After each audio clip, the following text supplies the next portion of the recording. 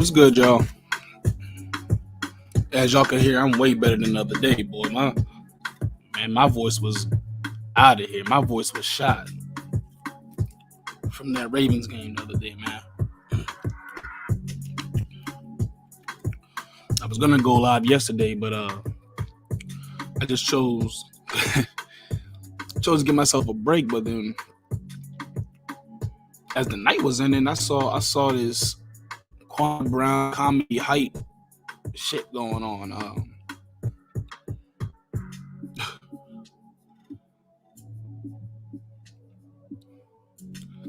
You can tell that it's really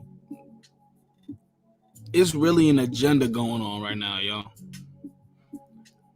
And it's not about trying to be ignorant to nobody or make nobody feel like outcasts. What this is this is a spiritual warfare that we're going through right now, yo. It's a spiritual warfare, a genetic warfare, it's mind war.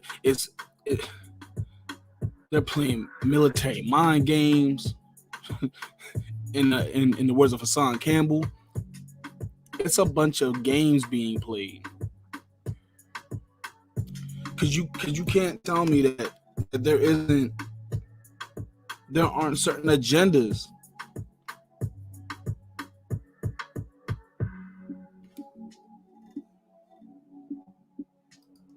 You can't tell me that there aren't certain agendas.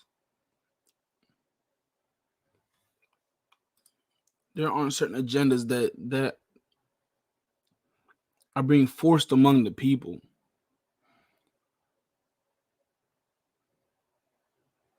And I'm gonna say this right now. I don't hate nobody.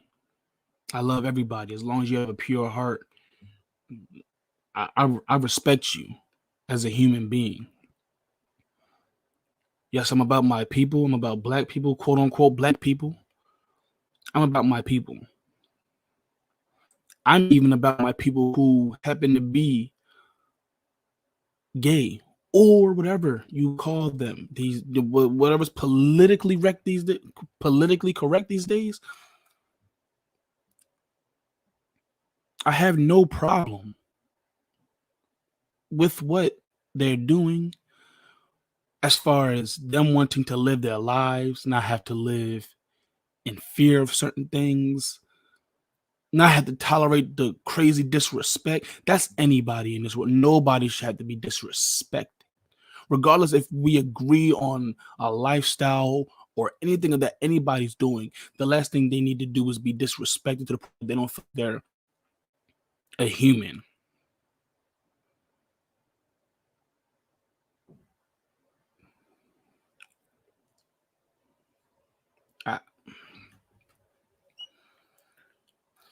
The fact that Comedy Hype,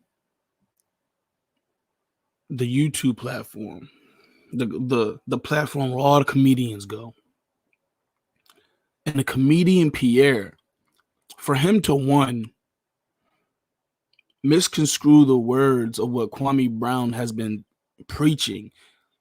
He never once talks down on the homosexual community. What he's talking about is behavior and about what's being exposed to kids.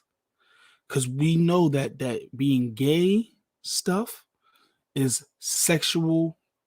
what you sexually prefer. Okay, I'm trying to be very not politically correct, but I'm trying to watch my words.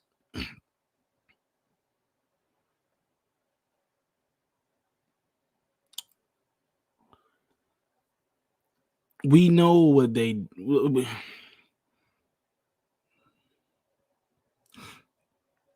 you can't misconstrue words of a man who's really sitting here telling you what he's about, who he's about, and everything along those lines. You cannot tell a man that. What? And then why lie?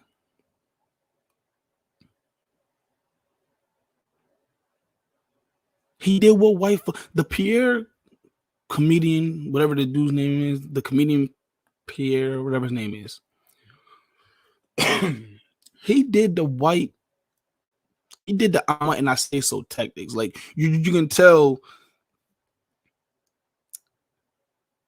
this is a mulatto man who obviously doesn't care about his community over his black community overall, just by the shit that he said out of his mouth. But two, you can tell he's not critically thinking and he's reacting and responding out of emotion as opposed to sitting listening to what Kwame Brown's saying, hearing what he hearing that he's obviously not bashing the gay community. He's bashing Lil Nas X and the things that he's done. I liked Lil Nas X in the beginning. I was supportive of him coming out. Why are they not letting this young man into country music? Because he wanted to make some country music. Now you got all these fake woke Negroes who are, oh well, yeah, that song just sounded suspect to me anyway. I'ma ride my horse to the old town road. It's a country song. If we heard a white person sing that same exact song right now, we would never think that it was gay.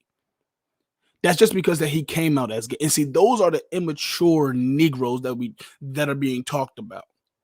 Because how can you have a critical analysis on any that song does not sound homosexual, doesn't sound gay at all.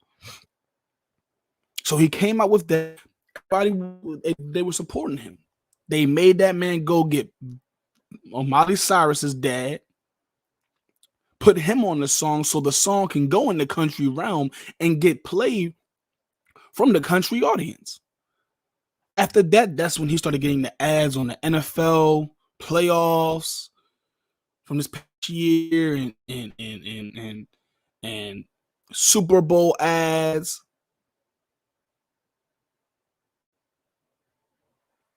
After he got into the country, that's when they was like, okay, you want to be in country, you want to be in our game so bad and this bad, okay, we'll let you in.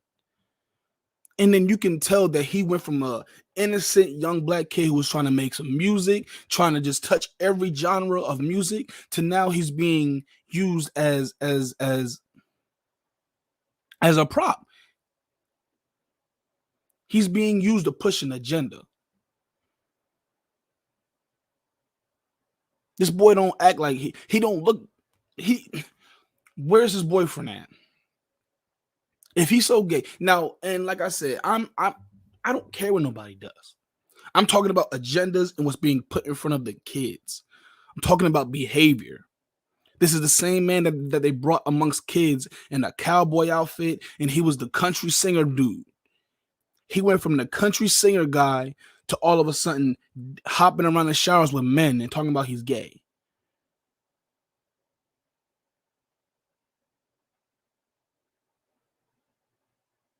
And the part that is being ignored is a lot of celebrities who's talking about the agenda, who's speaking out about the agenda. Even the ones who are who are pushing demonic agendas themselves are coming out and speaking against this. A lot of people are starting to go rogue as opposed to how they feel and how they react to certain things. They're going rogue. And one thing we can't do is demonize a heterosexual strong black man for speaking his mind, or demonize anybody, because there are black women who feel the same way. We don't care what you do. It's about what's in front of the kids.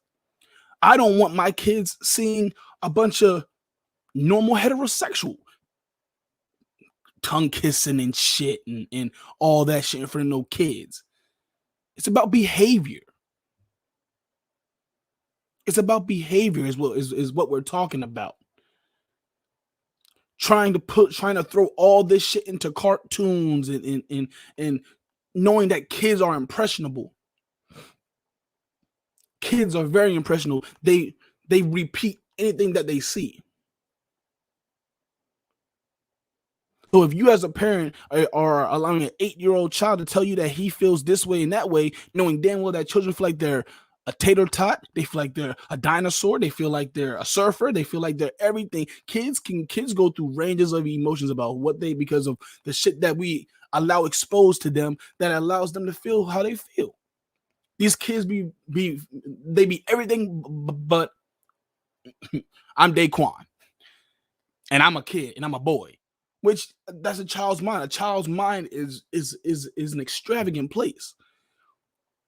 That's how we all need to have that creative childlike mind still. But they're not mature. You have adults speaking from adults' point of views of, oh, well, if you think that you seeing someone gay is going to turn you gay, then that's a problem. We're not speaking about adults. And once again, that's people who are reacting out of emotion or reacting just to be heard, commenting just to be here because they use those talking points that, oh, well, it's black people were going through this exact same thing. So you can't compare the oppression because there were white slave masters who were gay. They raped black men, raped black women, but raped black men in front of the black women to emasculate the man, who he is, his aura, his image. And that's why to this day, all the traumas that we've gone through is why to this day, a lot of our women can turn a blind eye to what is being done. Or they're more accepting of it because look at all the years of what's happened. And yes, we know our women went through trauma. We all went through trauma during slavery, but they made sure they broke the black man, buck breaking. Go watch the Tariq Nasheed movie, Buck Breaking.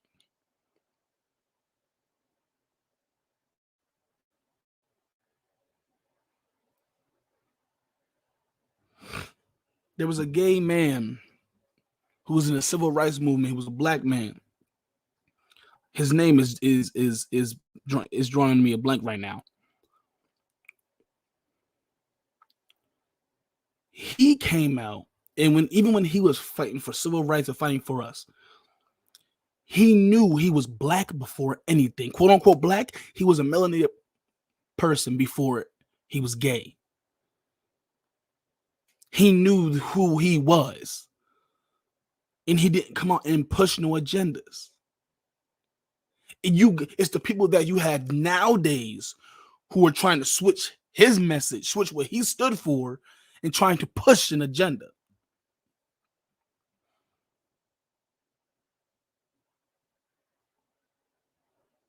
We can't sit up here and compare the us the adults, us parents who don't want all this stuff out in. It's not like it's just the person's gay and you can just tell that they're gay and they're talking. It's always extra shit being done in the commercials, TV shows, cartoons, everything. Why is Elmo gay? Why is Lil Nas X on Sesame Street? He has no children's songs. Even the I got my horses in the bag. That wasn't even a kid's song. I mean, it was a friendly country song, whatever you want to call it, but we can't compare the two. We can't sit up here and say that it was white people who are tired, like the nigga Pierre gonna say. It's white people in the 40s and 30s who got tired of seeing black people on certain things and probably felt the same way that we feel about the gays. What the fuck are you talking about, my nigga?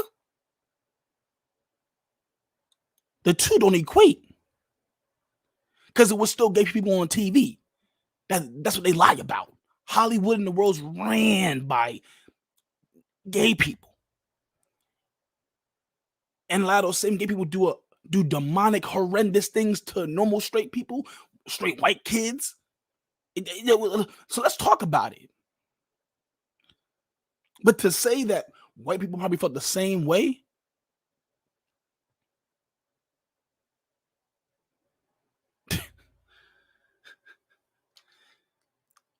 There is nobody more oppressed than a quote unquote black man and woman and child.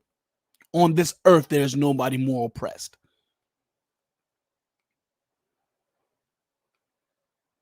We as a black people have to understand our spiritual principles and our morals. A lot of this homosexual stuff came from slavery, came from the raping and the trauma in DNA. When you traumatize and when you break DNA, that you pass down traumas. So why are we all so angry and aggressive? A lot of us are angry and aggressive, erratic. We beat the shit out of our kids. We beat the shit out of each other. Some of us. It's because of the traumas passed down from slavery. The traumas passed down through the blood. So all this you were born a certain way. I'm a very spiritual person. I think it comes down from the DNA and all that too, but also comes from that man or woman could have been a man or a woman in their previous life. But in this life, they have to master either the masculine or feminine energy. They have to overcome that. Because there's stories of kids. There was a little black boy, no, a little white boy. There was a story of a little white boy who said that when he went to bed, when he would dream at night, he saw himself as a black woman who died in a fire.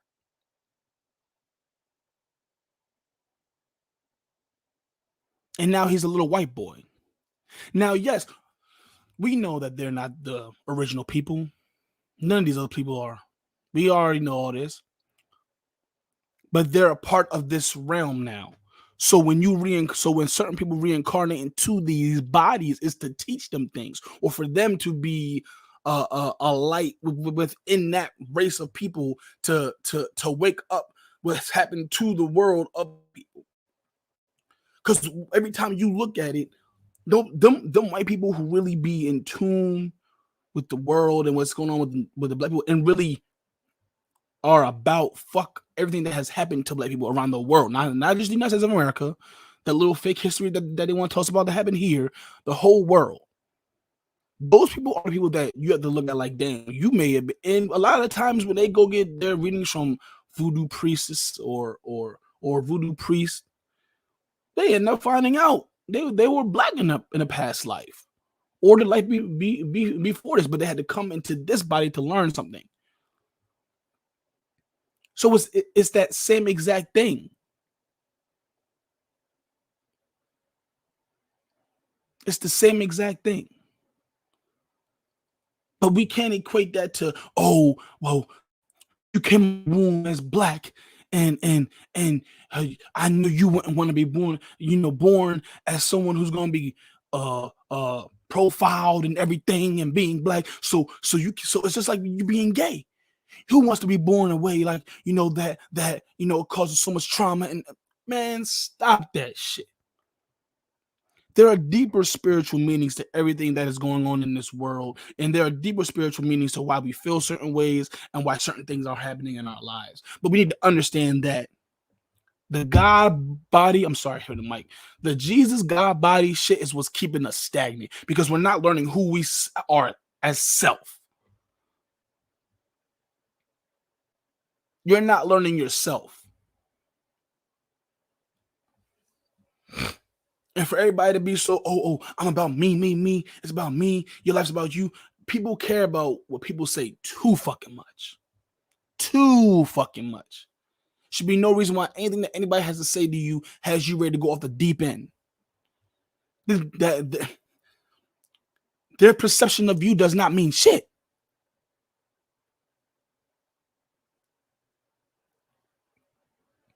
It doesn't mean shit. So the world's just overly emotional and overly soft now because of all the laws and all the agendas that are being pushed by the elites. You saw China just banned all that effeminized male shit on TV. They want their men to be men. They need their men to be men. How else you gonna have kids? How else are you gonna make babies to keep the legacies going? The idea of a man is strong, work, take care of the family, protect and provide. Not hop around town, and then if he gets older and he chooses to do that, that's fine. But we have to remember there are gay men who you won't even know that they're gay.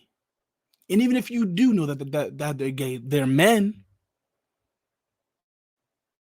Still have those qualities of a man. Some of them don't want like the over and feminized male because they said that makes them look bad. They don't like to push agendas on kids.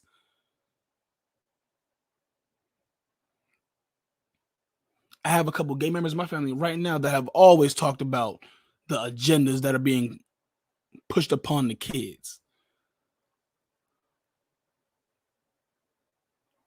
and how they know that there's an agenda and how it ain't fucking right, because at the end of the day, this shit's for an adult. It's for adults. When you're 15, 16, 17, when you're getting to the age of thinking about sex and all that stuff, this is when you go through that. But yes, otherwise you are going to raise your child as a heterosexual person because that's what's natural. That's what's natural. That is what makes life go round, the circle of life. So the fact that we're being damn near demonized for promoting life, promoting natural life, it shows you what kind of fucking disarray the world is in. We are in disarray. The world is in trouble.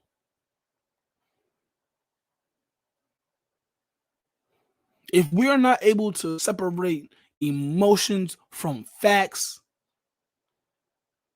reacting emotionally from reacting to understand and then respond, we're going to be done. We're falling up underneath the trap that these elites are wanting us to fall up underneath of, as far as the jab, the vaccinations, COVID, down to this. Everything that they're pushing to us, the world's accepting. We're accepting. Only thing that they don't push that we want to accept is black unity, black family, black anything.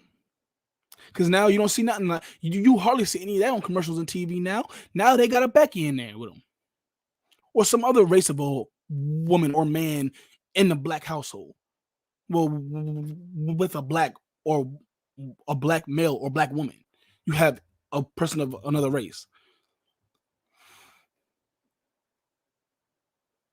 Meanwhile, you don't see them pushing that with their people. Any other race, you see a Corona commercial, you're gonna see a bunch of Mexicans with their people. You see a Bud Light commercial, you're gonna see a white woman, white man, and kids. Soon as you see anything with black people, it could be a toilet paper commercial, a paper towel commercial, anything. You see a nigga and you see him eyes is popping out of his head. He bucking the shit out of his eyes for Becky. And he blinking the shit out of his eye. Kellogg's. Or you got the black woman doing the same thing. Meanwhile, they make sure they don't depict their race of people like that. They make sure of it.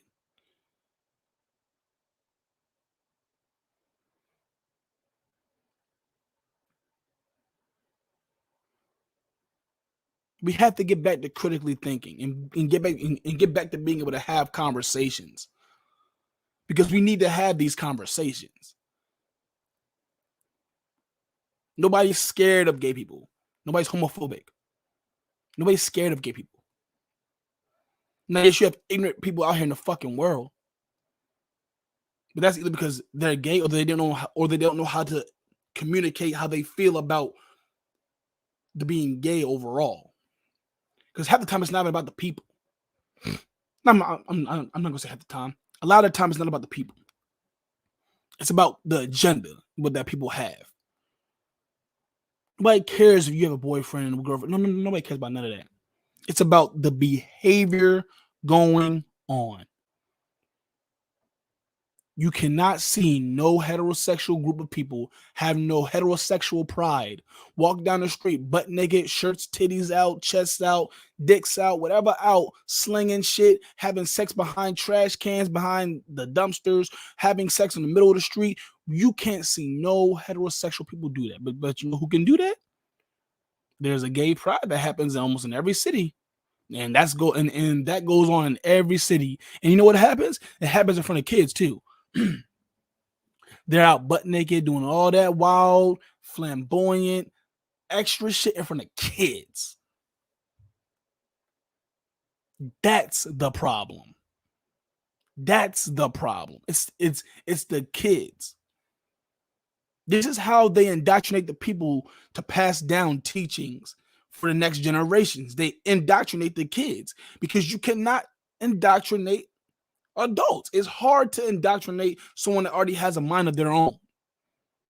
It's hard to, and that's just science. That's just war tactics. You attack the kids. You enslave the kids because then the kids, they're all they're going to know is is slavery, or all they're going to know is the white man telling them what to do, or whatever they're seeing on TV. So then when they get older, they pass it down to their kids and pass that fear down to their kids, or whatever teachings, whatever status quo, they pass it down to their kids, and it keeps passing down.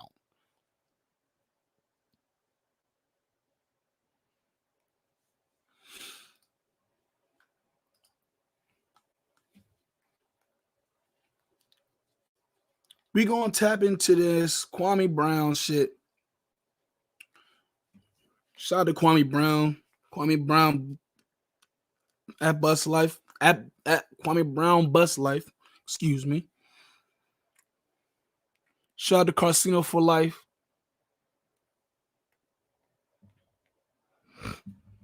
We're gonna dissect this shit, man. And then we're gonna get into some more Umar Johnson. But this shit, man, we have to be able to have conversations. And then the first thing that a male says out of his, just because the first thing a male says out of his mouth is something that a woman or a gay person wants to hear, that don't mean that he's gay, or that don't mean that he hates someone, or that don't mean that he's being a narcissistic person or a misogynist or homophobic, because he's speaking his mind. We have all these words for men, but there are zero words to call the women or homosexuals who act irate, over erotic, and but a man who wants to have a bunch of sex, he's a hoe, he's a slut, he's a fuck boy, he ain't shit nigga, bum ass nigga. Girls can have 2-3 dudes that got two different types of, they got 2 or 3 different things that they do for that woman. One dude, he buy her shit. One dude pay her bills. One dude take her out to eat and do certain shit. And then she got the one dude that she gets the dick from, and that's normally the broke nigga. All that's fine. She has her options. A man does any of that or has any more than 2 women, he hates himself. He doesn't know himself. He needs self-love. He didn't have his mother.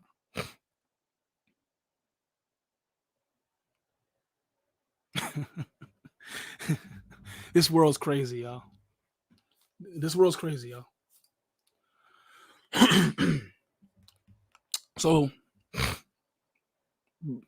let me explain this. Explain the comedy hype thing. So the other day, Kwame Brown, he basically came out and was talking about the Lil Nas X. Okay. And he was just explaining how he feels, like he always has been. He's never bashed the gay community in any of his videos. Never. He be having gay people all up in his, he has gay people in his chat who be interacting and they love him. but he was just expressing how he felt. Now, Comedy Hype, all these platforms who posted this have never posted anything else that Kwame Brown has done. Never. Any of his other YouTube videos that he makes, excuse me, dropping gems about certain things, talking about trading and coding, none of that gets posted. But what does get posted is a video with half of the context of what he was talking about in the video. They didn't play the whole video.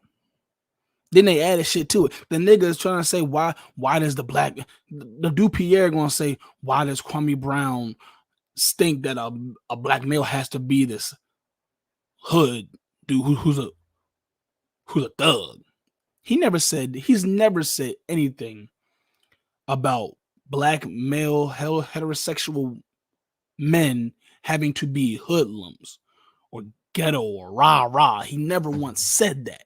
He's never once said that. But that always happens because honestly, that's the perception that you have, Pierre, of black men.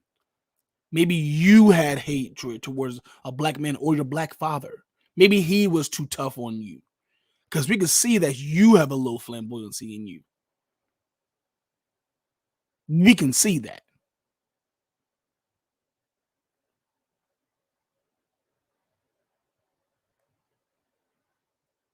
If you're a grown-ass man and you cannot understand the things that this man's saying out of his mouth, Kwame Brown saying out of his mouth, without being overly emotional and trying to add shit to his words, you got problems, my son. Those are female tendencies. Adding words to a man's mouth,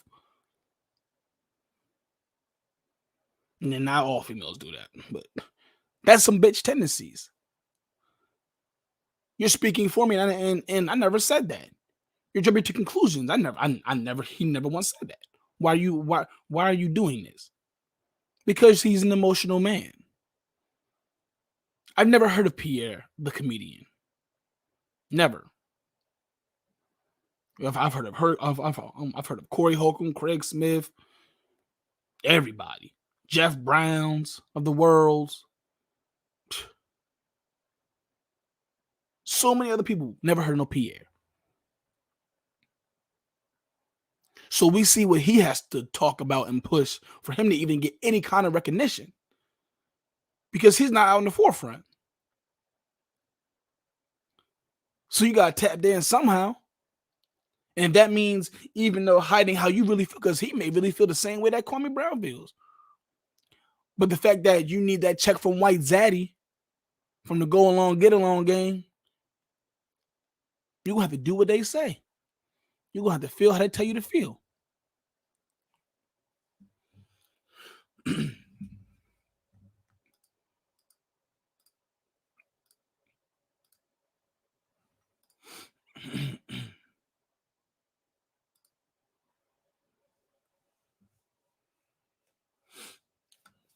We're going to go ahead and tap into this first video.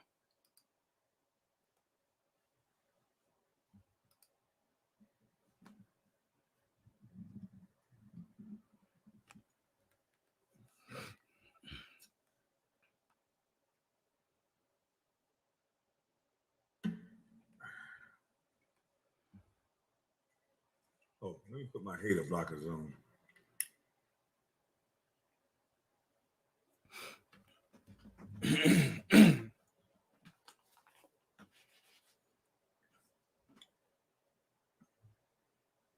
Put my hater blockers on tonight.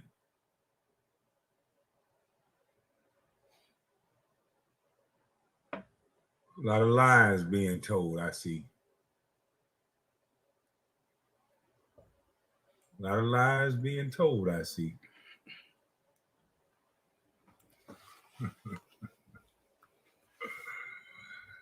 How they gonna deal with the busty bus? Shout out to all men that's drinking a cold one right now. Shout out to y'all.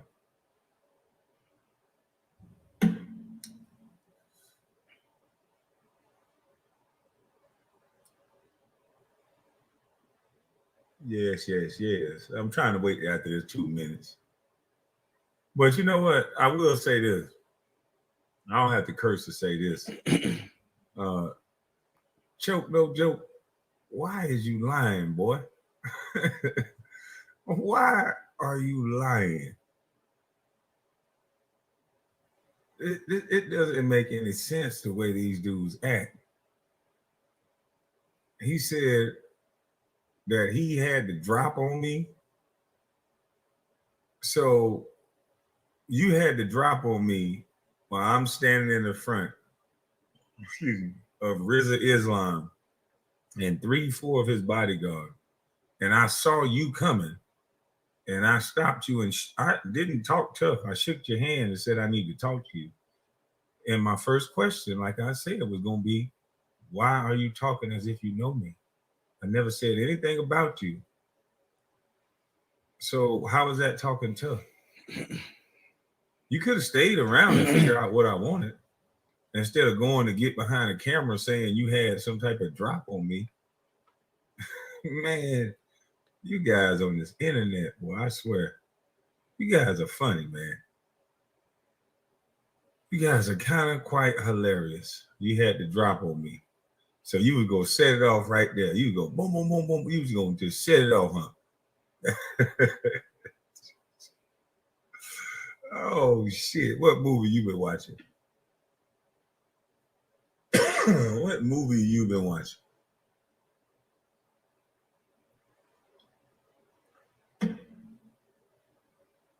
You niggas, man, I swear to God. You know what I'm saying? I had to drop on him. I just came up on him to talk to him. Well, good. If you came up to talk to me, I turned to you and I said, hey, man, hey, Cho. Yeah, man, what's up? I said, I need to talk to you. That's exactly what I said to you. Don't sit here in front. Let's not talking tough. We was going to have a nice conversation.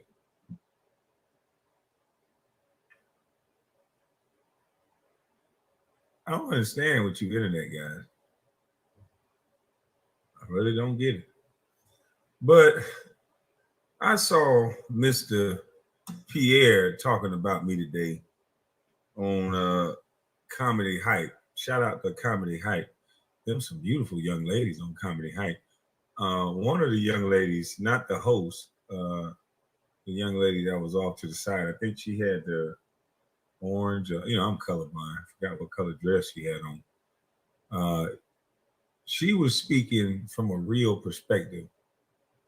I think the two men, Capone and especially Pierre, they have to do what most black males in that entertainment space have to do.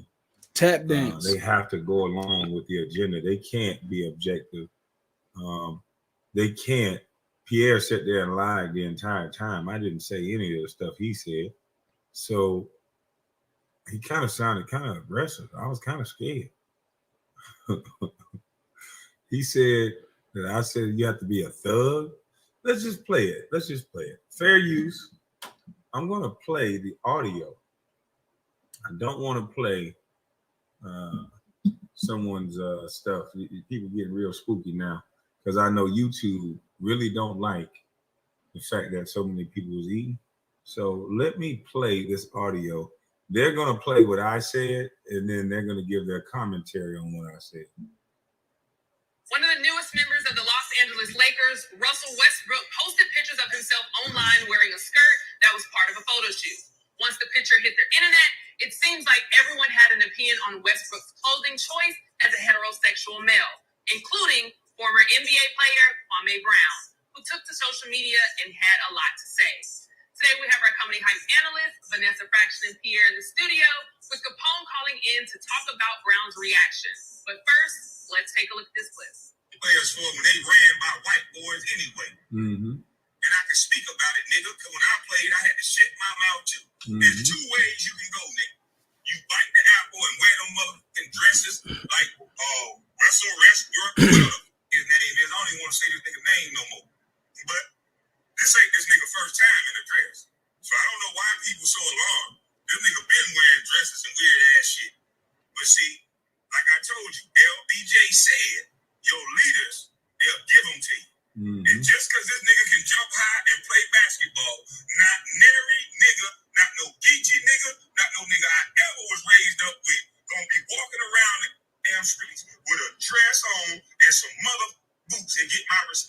say he heterosexual. Now, if you gay, cool. My cousin gay. I don't give a. I got gay girl, female cousins, male cousins. It don't matter about that. But when you say you a heterosexual male, and that's what you do, nigga, and that's my opinion, nigga. And I think there's a lot Now, let's hear this brother Pierre. to unpack there. I saw the reactions here. I'm gonna just let it be known. Pierre, I'm gonna come to you. What was your reaction when you saw Kwame Brown's reaction to Russell Westbrook? He's doing what he has to do on his foot. Hold on, gorgeous. It's Kwame. No, we don't know each other, but it's Kwame, sweetheart. The reactions here. I'm gonna just let it be known. Pierre, I'm gonna come to you. What was your reaction when you saw Kwame Brown's reaction to Russell Westbrook? He's doing what he has to do on his platform. What's the nigga name? What's this nigga name again? Kwame Brown. Kwame Brown. He's doing what he wants to do. What an ugly thing to do, you little dolphin head looking bitch. You look at this little wet baby seal looking motherfucker. I know you're a comedian and I know you wanted to joke with me, you little ugly motherfucker. But all I'm saying is, how are you going to disrespect me like that now and say, what's this nigga name? When you already did a video that we can look up on the internet and you said that I had 15 more seconds of fame or 15 minutes of fame. So you know exactly who I am, you little wet baby seal looking motherfucker. And before I go on, why are we always so worried about fame? Why aren't we worried about the message that comes from people's mouths? We only want people in the forefront who the elites are dangling in our faces. And anybody who we see on an everyday, day-to-day that's being tossed to us, oh, they gotta be good people. Those are the celebrities that you need to listen to. Just because they're being pumped and pushed in your face. Those are the exact people you need to be worried about. The people who are in the forefront. The people who are behind the scenes or not being shown to the public as much. Those are the people. Those need to be the people that you take their word for what the fuck it is. You listen to the word.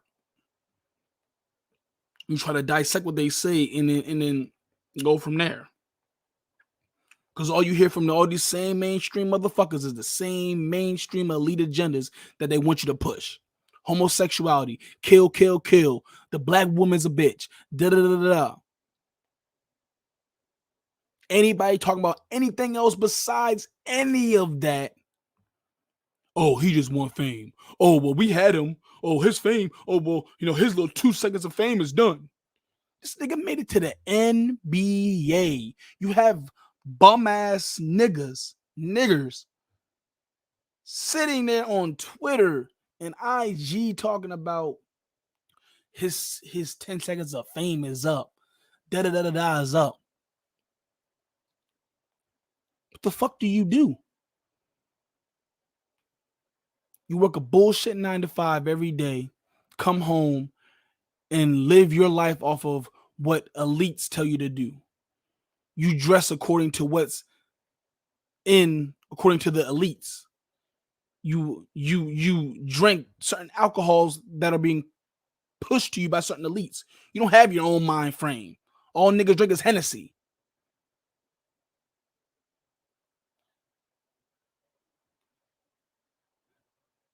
Niggas who be on Twitter and talking all that shit, them kind of niggas are the last niggas that ever need to talk about anybody being a part of a go along, get along gang, not having a mind of their own. When everything, those exact people need to shut the fuck up.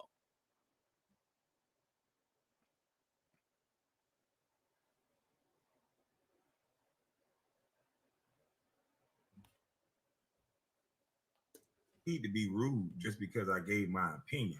Starting to notice a trend with you little weak ass weasels. So a man state their opinion, exactly, and then you little scary punk mushmelly son bitches just get disrespected. Exactly. So we can both get disrespectful.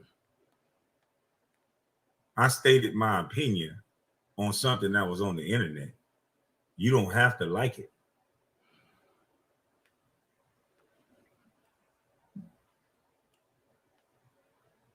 But But you always got something negative to say when the Busty Bus name come up. Real 15 seconds of fame, and then the way you talk now, boy. Which one of your granddaddies didn't like you, boy? Oh shit! Oh Look shit! like you got, yeah, which one? And that's what, granddaddy that and that's what I was talking about earlier. You can tell this nigga is a mulatto who must have had a bad relationship with his black father or great grandfather. The way he's speaking about men, heterosexual black men, you can tell he got beef with them. You speak more with love and affection when it comes down to speaking about a homosexual man. All right. But your granddaddy that was white. You using them white boy tactics right here. You said I was crazy. Boy, I said the same That's shit. very interesting. That seemed to be the go-to word when somebody say something that ain't the going catch phrase of the day or the slogan of the year. They always crazy. Yep. Well, guess what, bitch? I'm in good company with that crazy. They call Dave Chappelle crazy. They called a lot of motherfuckers that don't want to go with the grain crazy. So I'm in great company. Weekend. Come on, like, you know, you gotta be like his whole thing is to be a man. You gotta be a thug ass nigga from the hood. Oh, shut the fuck up. No, you shut the fuck up. Because I didn't say you had to be a thug ass nigga from the hood. That little white boy tactic you using. Motherfucker, I said ain't no nigga, no Geechee nigga, or no man I grew up around that was wearing dresses that said that they were heterosexual. How come you can't deal with what someone actually say? How come you are trained like a little whipped dog to just say and insert words that make the conversation go left? Have you been around heterosexual men that wore dresses? Are you saying all black men are just thugs and all this shit? That's who not wearing the dresses? What was your fucking point? My point was very clear. No heterosexual man that I raised up around wore dresses and carried purses like all of our black celebrity males seem to have to do, which I think, in my opinion, that it's a ritual that you know all too well about, sir, because I can hear the aggression coming from you. You inserting all these things that I did not say. You calling me crazy, a stupid motherfucker over an opinion? Who hurt you, boy? Who hurt you? You bitches easy to beat because you stupid. Because your little sweet high yellow ass know exactly what the fuck I'm talking about. None of them niggas was wearing dresses and purses before they got to this little level that they want to get to. None of them. You know it and I know it. So when Dave Chappelle spoke about it in the Oprah Winfrey show and he hauled ass and went to Africa, what did he do that for? He was crazy too? Because he did not want to wear a dress? Everybody that go against what you say, they got to be crazy. I guess we got to go along to get along. And then we'll be all right, huh? We won't be crazy then, will we? Yeah. If we don't go along to get along, hell, that's crazy. Yeah, I should know the power of what y'all guys got. Y'all can do to somebody. Yeah, I should know the power. I should just go along to get along, huh? That's what y'all want us to do? Or you'll ruin our life? You'll call us crazy? Let's finish hearing you go crazy over opinion, you mush-melly punk. It's my fucking opinion. And it don't require all that to disagree.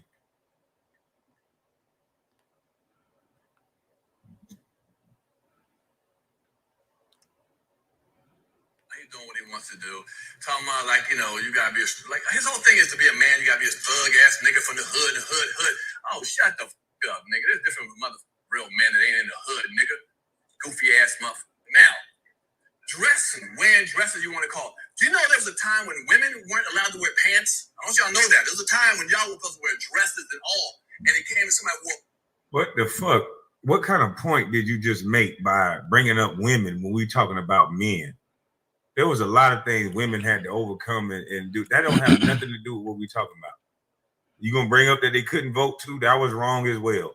But when it comes to being a heterosexual male, let's stay on task. Hey, right here, stick on topic. It ain't had nothing to do with women. We was talking about heterosexual men. And I said heterosexual men does not wear dresses. And I just asked you a question and anybody else. Did you grow up around heterosexual men wearing dresses? If you have, let me know. Was it your uncle? Was it your stepdaddy, your daddy? I was not raised up around heterosexual men that wore dresses.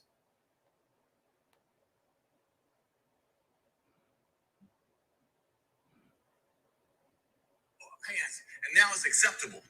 Should I call you mother dyke ass nigga wearing pants? Y'all got pants on, what you man ass motherfucker pants? No, I've accepted that.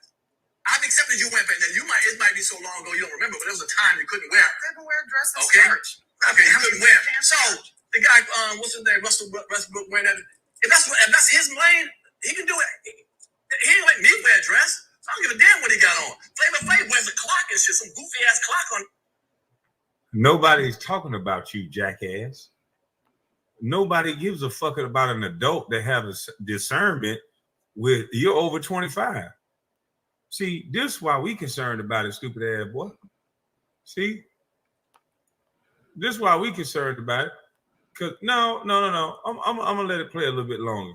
Then we're gonna show him why we concerned about it. Cause this ain't for the adults. We don't give a damn what adults do. Shit. Don't bother me. I don't give a. Some niggas wear pink. I don't give a. It's all about worrying about what this nigga wearing. He's worrying about what this nigga wearing and shit. I guess wearing a dress will also automatically make it. If you're straight, you're gonna become a homosexual. He's out of his rabbit ass mind. This nigga talking loud like he does gonna make you smarter, nigga. In the car. Look how mad he look. Well, you upset. You in the car. You leaning all in the camera. Nigga, sit your dumb ass back. You didn't say nothing. You acting like a hoe. Acting like you getting me told. You talking loud don't make you smarter, nigga. Who the fuck said it did? Bitch, I just like to talk loud. You see how big I am? What the fuck is you talking about? My level of my voice bother you, bitch? You talking kind of loud right here. Yelling and leaning into the camera. All extra emotional, motherfucker. You can check your fucking Adam's apple, boy. Leaning over, talking and shit. Pay attention to the goddamn road, you crazy mother. There it is. I'm crazy. Crazy motherfucker. Now, what did I say that was so crazy? I'm a crazy motherfucker because you don't agree. Y'all pay attention. Crazy motherfucker because you don't agree. Didn't talk about anything I said. Didn't talk about none of the talking points. Just made up a bunch of bullshit. I said it was about some thug shit. There's plenty men. There's plenty men that do not agree with men wearing dresses that say they're heterosexual, sir. You don't have to be no thug. Don't get that depiction of us black men for your white zaddy, boy. Capone, I hear you over there. I want you to chime in. What was your thoughts? I gotta agree with Pierre. Oh shit! Yes. I have to agree with Pierre. Why is he so worried about what this man is wearing? Clothes don't make nothing. So then, if you're gonna use that argument of why I'm so worried about what he's wearing, and why you so worried about my opinion, and here's why I'm worried about what he's wearing, because to me, it seems to be an agenda, because kids are gonna see this shit. So you speaking from an adult perspective. See, you're not understanding that these men are liked by children. Huh? So you don't get it. But regardless of that, it's just that this dude, people keep coming at me talking about he's not coming after the kids. Shout out to 08. This Rock and Chop. coming after the kids.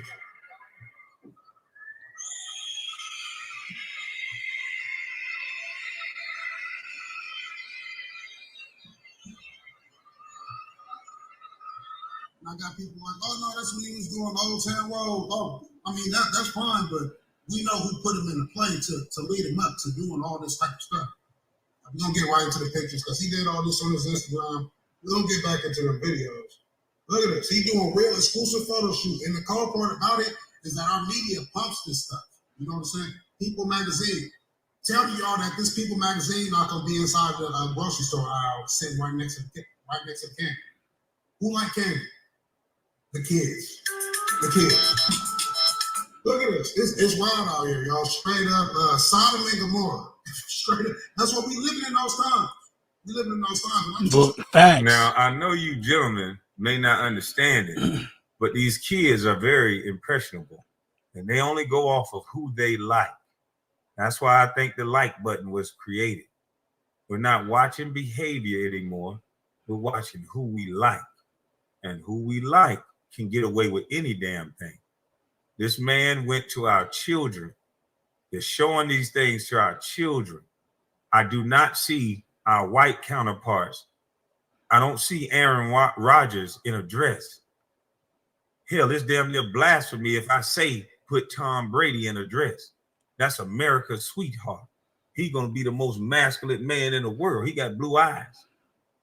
He has a supermodel wife. He's going to make him look like a man. But see, all our big, strong black men, they got black wives. Nobody asking the wives how they feel with their man in a damn dress.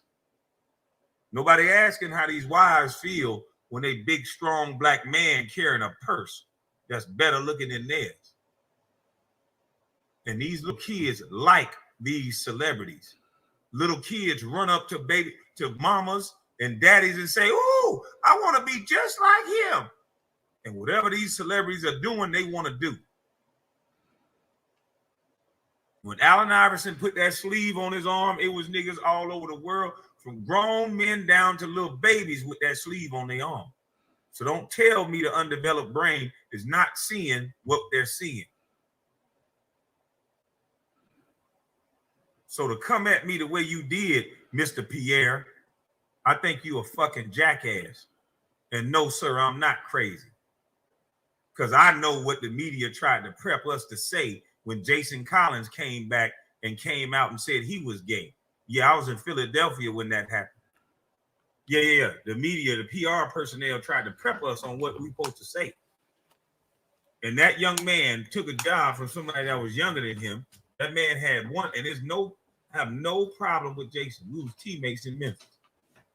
But with his resume, he should not have had a job in the NBA. But because he came out as gay, they told us what to say. And it was praised around the league. So, Pierre, you're a piece of shit for lying. You are a piece of shit. And most of you niggas got an apple in your mouth and you know it.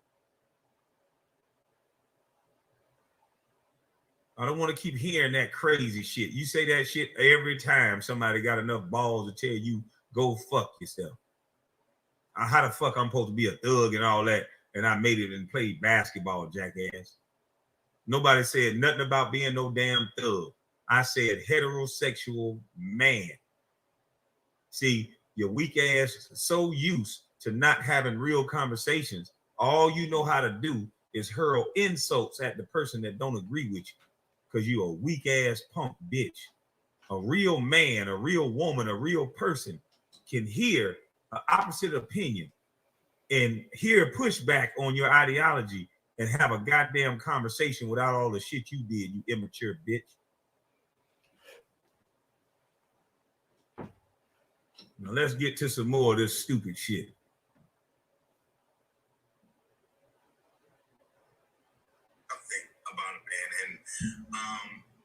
Two men sounding the weakest on the damn panel. And I used to like you, Capone, because a couple movies you played. But two men sounding weak. But one of the ladies gonna stand up and at least give me the respect of saying what I actually said. It took a woman to have enough spine to just at least give me the dignity of saying what I said. What's his name? Russell Westbrook. Westbrook is rich. He's So he's rich. Oh, that's the end all be all. Well, let's follow him. He rich. That's all we need. He rich.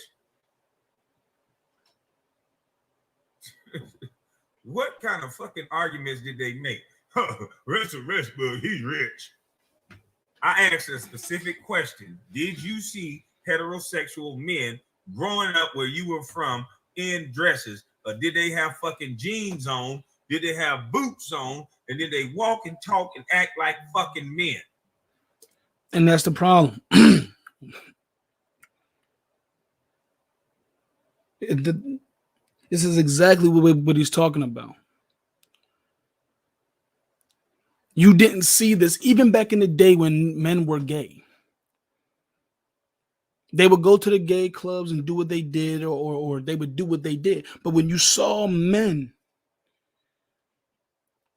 ask any real gay man to this day, any real gay, who has a mind and a consciousness of what's right. Ask him how he feels about the over flamboyant male. The ones who make the gay people, the gay community look wild. With the agendas and how they talk about heterosexual people and the gay men, how they talk down on black women more than the straight black men. But nobody talks about how that gay male is speaking about black women. All because he wants to be a black woman. But anytime a black male who's heterosexual says anything, he hates his mother. Who are you? Well, X, Y, and Z. So it seems like to me a black man can't comment on anything. Kids, homosexuality, heterosexuality, or women. We can't comment on shit. We must just be here to go to work, bring home the bacon, and just kiss ass and conform. That has to be what we're here for now. Because you can't fucking tell me that this shit's right. Which is different than anybody else. Hell, some of you call it toxic. You know them little dogs before they take a shit, they just, for no reason, them little male dogs just be scratching up the goddamn yard. We just different.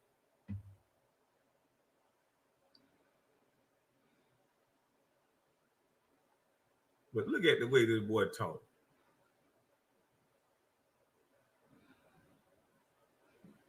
The men. It's good in his skin. Like he said, it doesn't convince me to wear no goddamn dress. It doesn't convince me. I wear what I want to wear. And I feel comfortable with whatever I wear. That's his comfortability. It's not about you as a grown ass man. It's about the children. Even if you are raising, and that's what people keep talking about. Oh, well, if you raise your own kids and you show and you watch the stuff that your kids watch, you're fine. No parent has an eye on their kids 24/7, especially nowadays. What all these girls do is throw their fucking kids on tablets and shit and let them watch YouTube all day, YouTube Kids all day. So you're letting the cartoons and shit teach your kids. Even though you're seeing the little cartoon, as a fucking cartoon. He's seeing it as the same way you see Love and Hip Hop. You fucking dumbass niggas. That's how these kids see these cartoons and all these kid shows that are pushing this shit.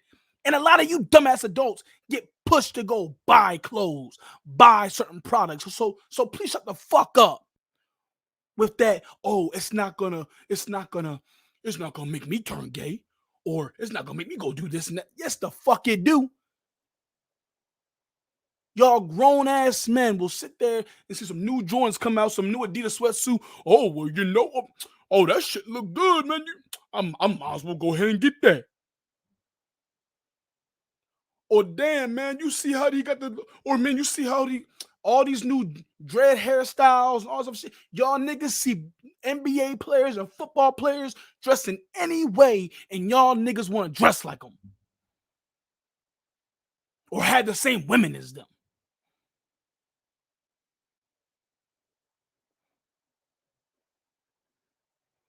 So for y'all to say that, oh, watch the stuff that your kids will see, and you need to monitor your kids better, that don't mean shit.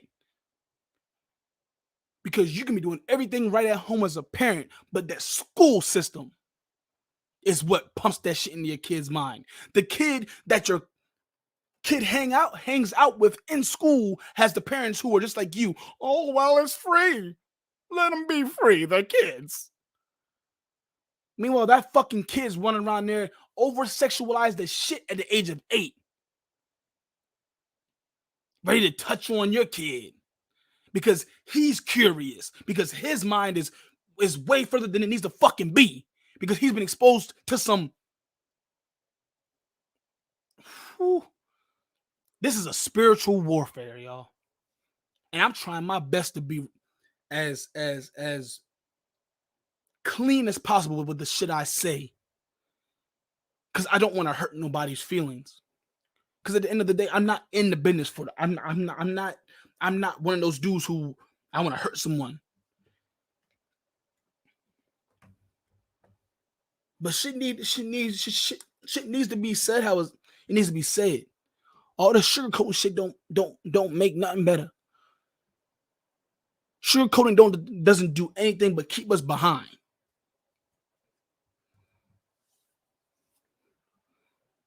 Y'all going as adults we gotta do better. See, these coons who push this kind of shit and don't question shit, these are the same people who during slavery gave up the people. Who conformed to certain shit that the master said to do. Oh, well, that nigga Jitterbug, he was here on the plantation talking back to master. He didn't want to work. So I can't get mad if master said he wanted to fuck him.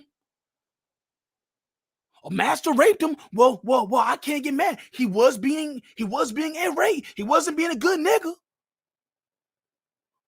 Or, well, no, we can't let that affect the kids, The kids, no. Y'all, them the same exact people from back then. I mean, ask the nigga, do he listen to Prince music? I'm quite sure he listened to Prince music.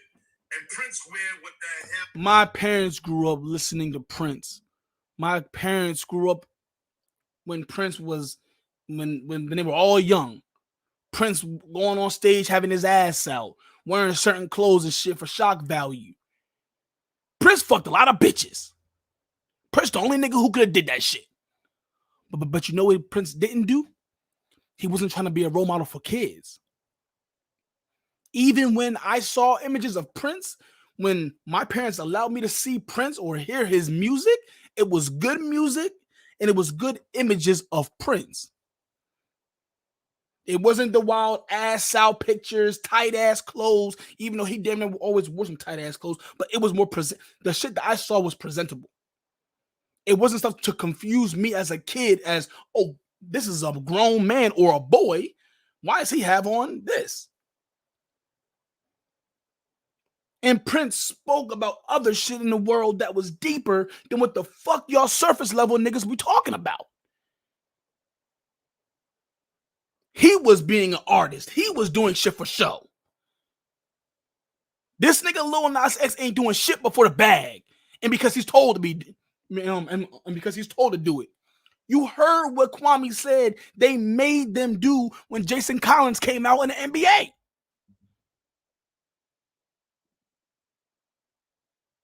Then the Oakland Raider player who just came out, look what they doing. Making players, oh, okay, whoa, we're proud you came out, buddy. Oh, golly, gee, we're proud. Niggas don't give a fuck what you do. Nobody's pressed that fucking much, but they making niggas speak out on the big because, hey, if you don't, and you know the agents are in the ear, well, God, if you don't come out and tweet congrats or something, you're going to look like a homophobic. You're going to look like you don't like homosexuality. And then what? He may not get a certain daggone sponsor. Look at everybody who's getting the sponsors. Mainly 95 to 90% of them are pushing agendas.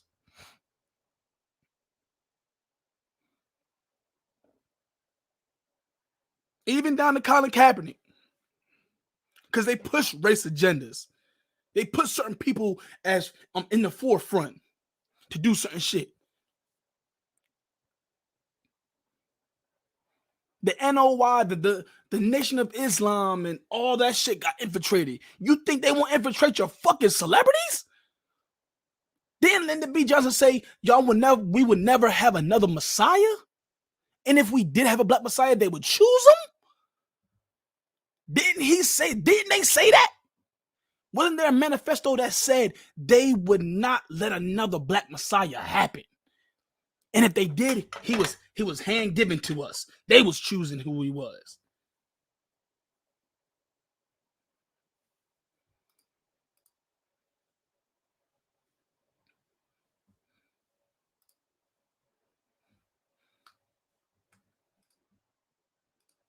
He wants to wear. You never heard too much about that shit. Prince was a genius. Prince was this and that. Now you got this Nas X.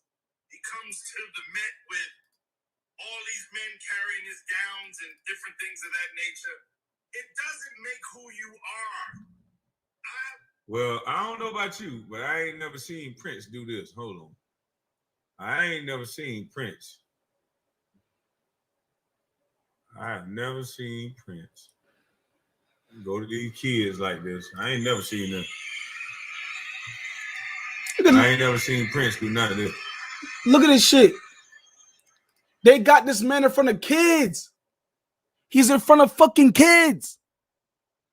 Where's this shit at right here? If he would have came out doing all this shit in the beginning, I wouldn't have nothing to say because he's a grown-ass man doing what he wants to fucking do. Yeah, niggas will probably be like, well, shit, that shit can still get showed to the kids, but it's more adult. That's more in the adult realm, so you can keep it away and separate it. You can't keep this shit separated when they have introduced him to the kids as a fucking kid artist, putting him on Sesame Street and a bunch of other shit. It's gotten to the point where you search the word baby videos, Lil Nas pops up. But there isn't no agenda. I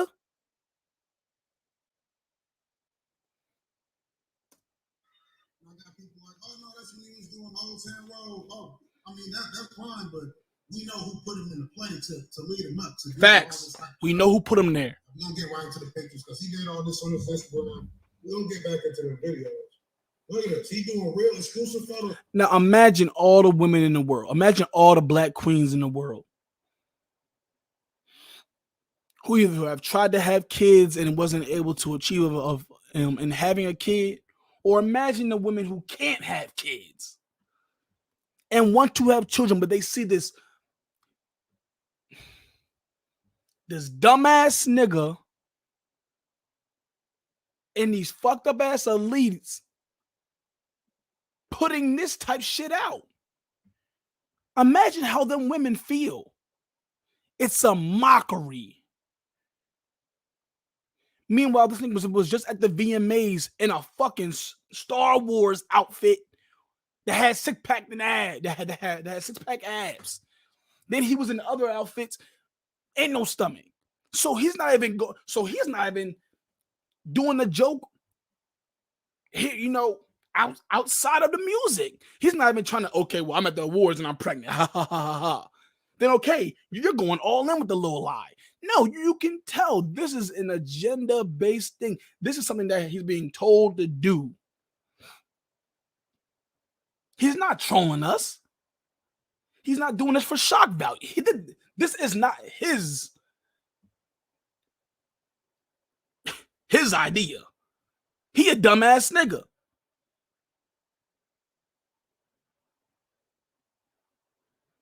He doesn't speak about nothing of substance. In the music, outside of music, nothing. So this can't be his idea. Well, I'm gonna troll the people. Then I'm gonna come out and be like, all this shit's crazy and that. He ain't trolling nobody. This is dead ass serious. He's doing this shit right here for the bag. This shit right here is being done for the bag.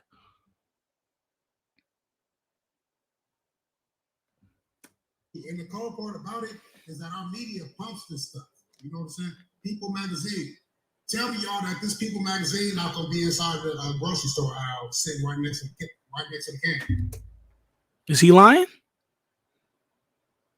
Every time you go to a grocery store or any kind of store, where are the People magazines at? Where are those big prominent magazines at? In the grocery aisle. Right beside the candy and all that shit that eye level with your kids. It's eye level to your kids so they can see it. And then what? You're in the middle of the store and then you have to, oh, mommy, why is he pregnant? So then even if your straight son is straight, he'll say, oh, well, can I have a baby? Or, oh, well, I want to have a baby like Lil Nas X. Y'all know how kids act. That shit's not fucking cute. It ain't cute. Who like candy? The kids. The kids. Look at this. It's wild out here, y'all. Straight up Sodom and Gomorrah. Straight up. Sodom and Gomorrah. Not lying. He is not lying. Tell people this dude is demonic. I call him. These really is the end days. And I ain't no Christian, but these are the end days that the elites wrote about in the Bible. The days of Sodom and Gomorrah, the days of the mark of the beast, the days of all the confusion in the world. These are the days. The Great Reset's gonna happen. So all this shit, when the Anunnaki and the higher vibrational beings come back, this type of shit, and all the other drugs, gangbanging, all that dumbass low vibrational shit is gonna be gone. It's gonna be gone. But these are the end days. We're in the end days. Look at this shit. I mean, The boy was sliding down the pole to the devil's dick. Pause. And I don't want to hear none of the fake woke people and the fake little spiritual witch people. Oh, the Baphomet's us. That's our stuff. The Baphomet's not us. Aleister Crowley summoned a spirit, and that was what it was. The Baphomet, and he drew it out. We had certain horned deities and all that shit and all that, but it wasn't no Baphomet. It wasn't no tranny, horns, half horse, half demonic beast thing. We didn't have none of that shit. So stop that shit. This is demonic. This is a spiritual warfare that is happening.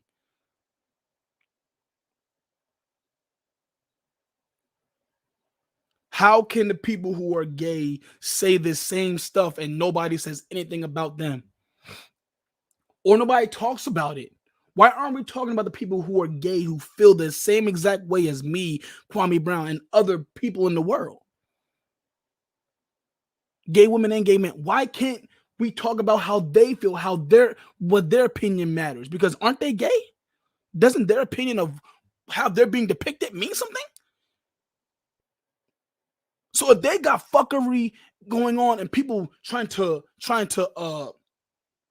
represent them, if they got fuckery people representing them, shouldn't we let their voices be heard? And hey, this ain't what we're trying to promote. We just want to be able to live our lives, which that's all they want to do. But even they don't want to see all that shit up in the movie all the fucking time. Every TV show got gay shit now. You got more gay.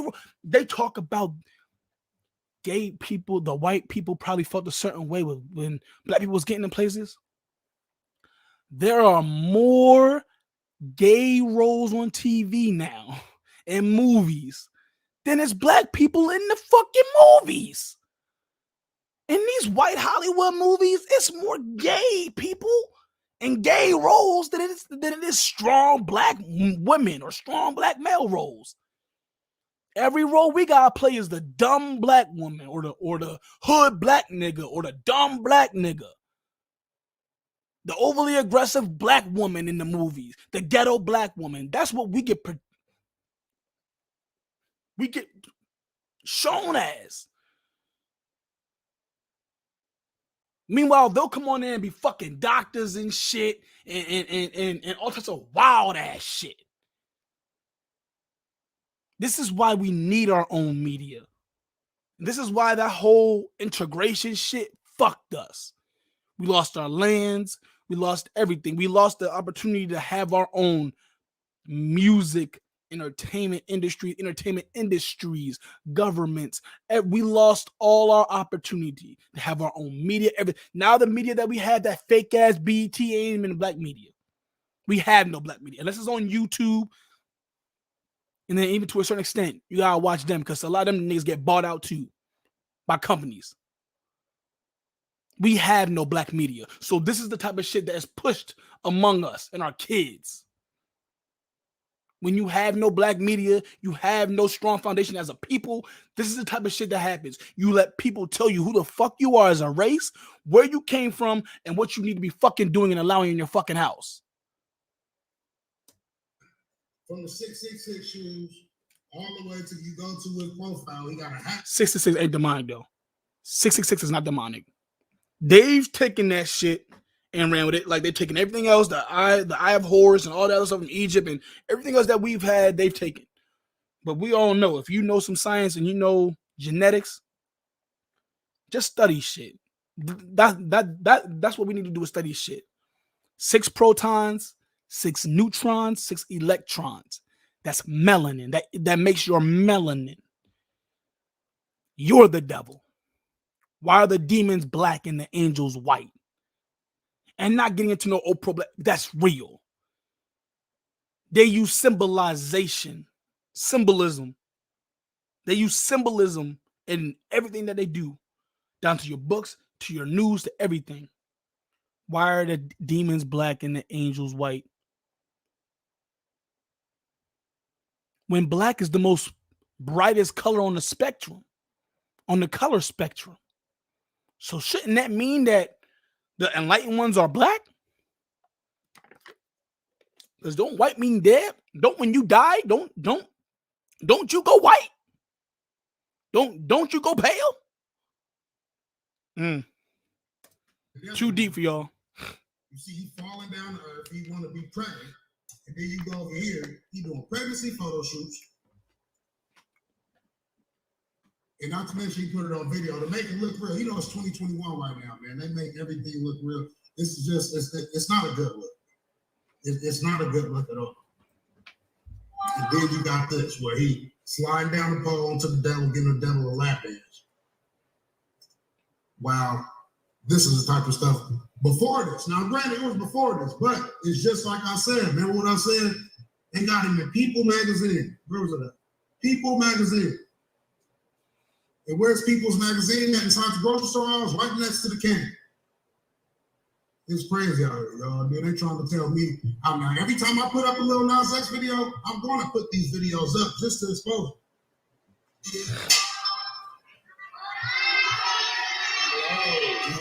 Hello, kids. Is this my seat?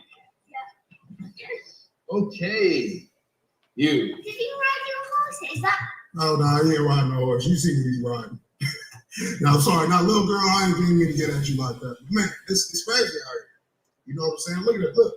It's not just that. Not to mention that. He on Sesame Street. I know some of y'all that's been on my videos, y'all have seen all this before, but like I said before, if I put up a Lil Nas X video talking about this dog, I'm covering this every time. You know what I'm saying? Just to let them know that we see y'all. I see what y'all trying to do. That's the reason we see you, nigga. Yeah, we see. Right now, you're not going after the kids. Every time I went shopping with my mom at the grocery store, and we going through the candy aisle, it's always candy, and then there's the magazine. And guess what magazine is always there? People Magazine. There, People Magazine. You got the Jet Beauty off to the side. You got the Jet Magazine when they tried to incorporate that bullshit. It was off to the side. What was it? You had USA Today magazine. You had all. Not USA. You had all the magazine companies buy the candy. Always remember growing up seeing all types of wild shit. Even the satire, the satire magazines and things that they try to call it satire whole time. A lot of that shit's actual shit. But the way they construct it in the way that they put the shit, it's like, oh, when they be like, oh, did you see so and so looks crazy on the beach? And it has a picture of so and so, and they look strung out on the beach and all that shit. That's real shit. Those magazines are real. But they've learned to manipulate the people, and these are the sources that you need to trust. People, a magazine, and all these other magazines. And then meanwhile, when you do research about whatever it is, you'll find it. When that Hillary, never mind. Woo, never mind. People magazine, straight up and down, straight up and down. Look, they trying to say he ain't promoting it. Sliding down the pole to the, hey, Kwame said it the best. You know what I'm saying? My boy Kwame said it the best. But check this out. Got him up on here with Tickle Me Elmo. But he ain't for the kids. But yeah, this ain't no shit to go into the woods of kids. You see they trying to come out these kids. They're not trying to manipulate the kids though. This can't be real. Like the people defending this can't be real people. They can't be real. There are people in my media circle who try to defend shit like, and I'm what? How is there not an agenda? If it wasn't, he wouldn't be here. And we could talk about, oh, they had Usher on there. Even Usher isn't over-sexualized as an R&B artist. It's not, yeah, that pussy, this, that pussy, that. He sings love music. He has his occasional songs, and I'm not saying that that nigga Usher's a great role model or something. I'm not saying. I'm saying when they had him on here, or when he has not, he's never done nothing like this. Usher has never done anything like this. The most questionable thing that we could say about Usher is that video of him and P. Diddy in the hotel talking to Kevin Hart and talking about they used to fight over the Cheerios or whatever that was. That's the only thing that we can say about Usher. Everything else is what the fuck? What's this? What is this?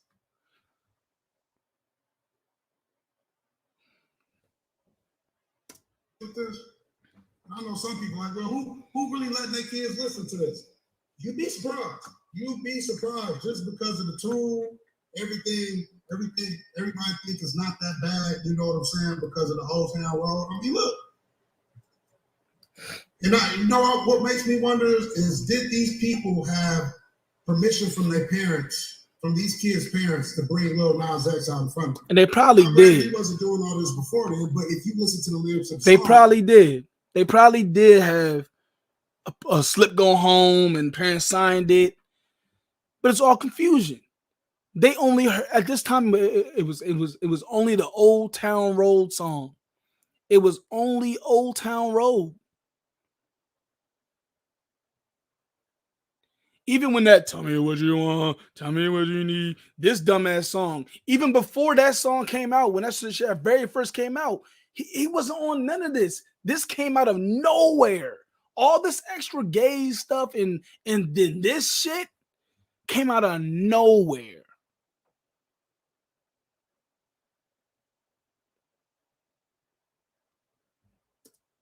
He gonna ride till he can't no more. I remember when that song came out, I knew it was some suspect.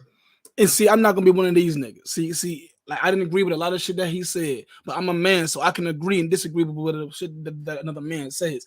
That point right there, and like I said earlier, the whole that song, I ain't gonna be one of them fake woke ass motherfucking niggas talking about some. Oh well, that song been sounding suspect. No, it didn't. That sounded like a normal country song.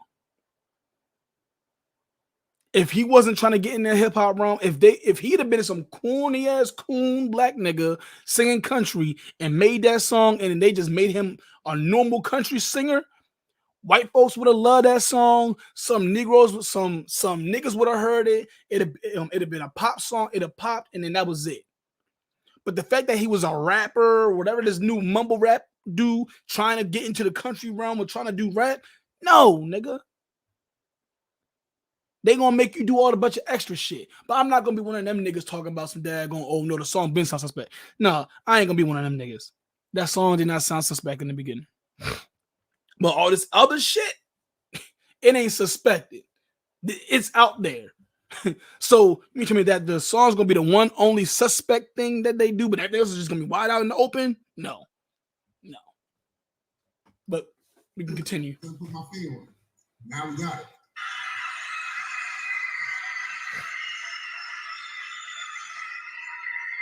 So what they do is they bring in the little jingle, ride to like cave, all that stuff, right? And then they think like, oh no, that's harmless. Okay, well, and then they say, well, he's moved on. He's not going after the kids now. Really? It's 2 + 2 = 4. I do mathematics. And that's what I'm saying. So what you start out with the kids, and then the label pushed him in this type of demographic.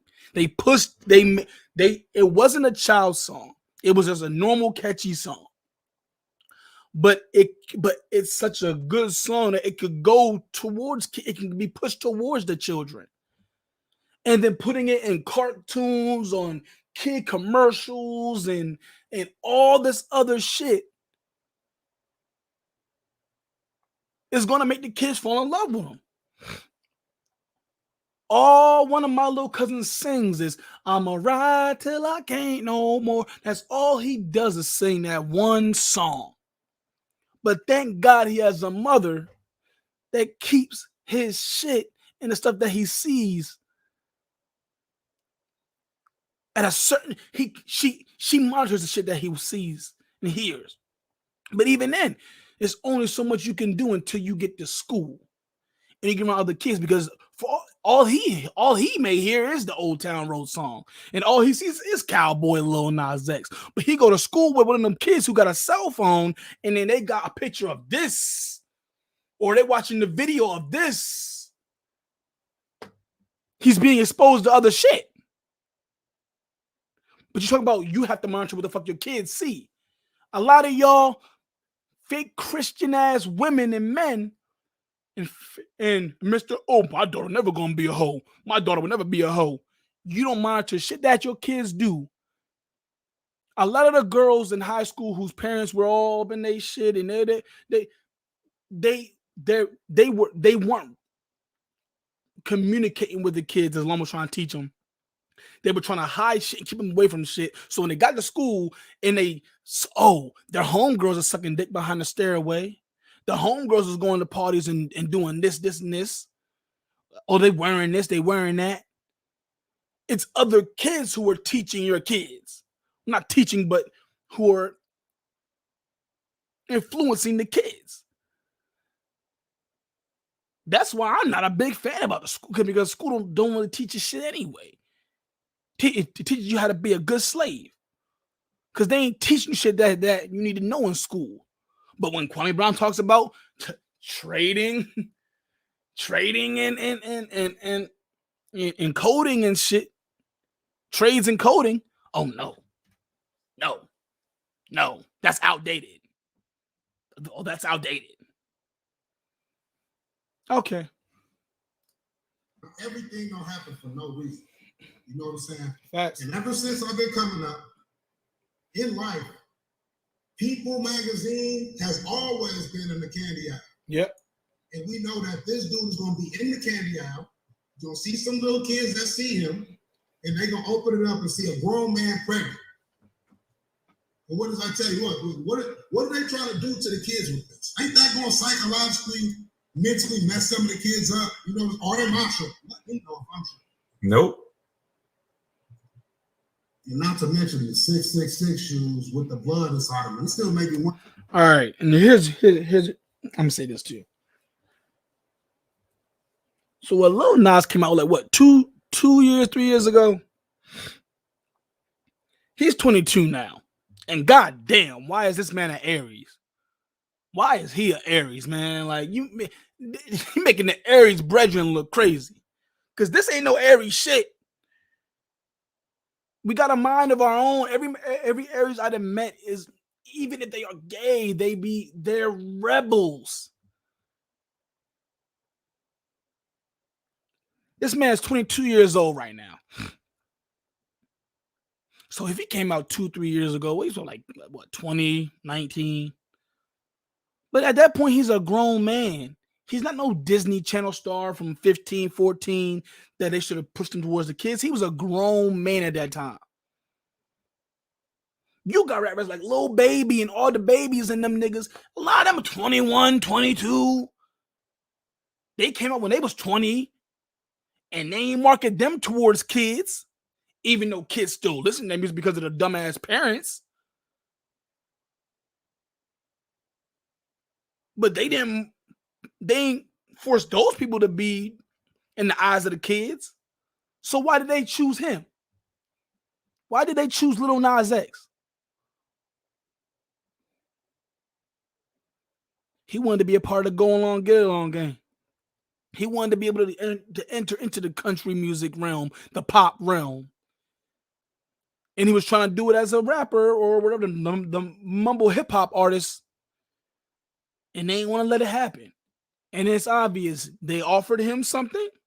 You want to be okay? We'll let Miley Cyrus's dad come on, hop on the song, bring no soul to it. Yeah, I'm gonna take my. Ain't no soul behind that shit. But they did that just so he got rights to the song now. It's a country song now because they got the non-soulless white man singing on there with the screaming and hollering and sounding depressed. Now that's a country song. Okay, and now what we're gonna do is, you want to be a part of our genres? Okay. You want to do what you want to do? Okay. Well, we need you to do certain shit. We need you to push an agenda. We need you to push an agenda. Whatever you want to accomplish, okay, but we need you to do this. Whatever we need you to do, you need to do it without asking any kind of questions. And he looks like the type of nigga that don't ask no questions. He just do for the bag. Blood was they putting aside. You know what I'm saying? It's just getting wild. And of course, he up on stage kissing other men. Like it's a whole bunch. And then the nerve to have on Egypt clothing, Egyptian comedic clothing. And you a pharaoh doing this with white men. Knowing that they depict the white people as the Egyptians and these fake eras as the Egyptians, and they try to lie and say homosexuality was allowed in Egypt, when a part of the 48 laws of my yacht is not being imbalanced and not being like this, not being a how in Africa and everywhere else that was under black rulership, when we ruled the world, any black cultures, we didn't do this. Yeah, back in the day it was a little more harsh what we did, but and that's not right. But you gotta think, this is our spiritual, but we are natural beings. We ain't allow this shit. This type of shit here is looked at like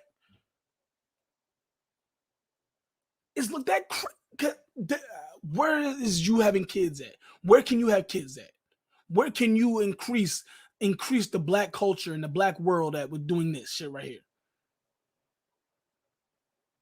And then it's like you're doing shit and then you're disrespecting the people. They know what the elites know what they're doing. He doesn't choose his little outfits, his little clothes. He is not that talented to where he's choosing his outfits like Prince and shit. He has a budget, they had wardrobe, and they knew what they was gonna do. They threw this nigga in some Egyptian, I'm a pharaoh shit,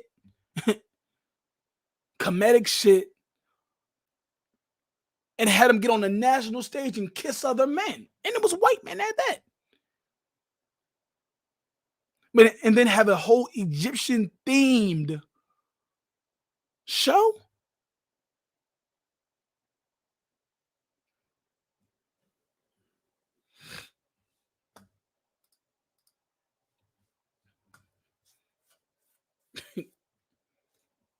Shit wild as fuck to me. So then the comic Pierre again, he comes out and replies to Kwame Brown to what he said in that video that we just watched. He compared the gay rights and gay struggle to slavery. Listen to what I said. He compared gay rights and gay problems to slavery and the black problems. This man has had issues with his black great-grandfather or black daddy. There's no way in hell any rational, real, down in his heart black man will ever compare the two. Because we know it's two different things. There were gay slave masters raping black men, killing black men.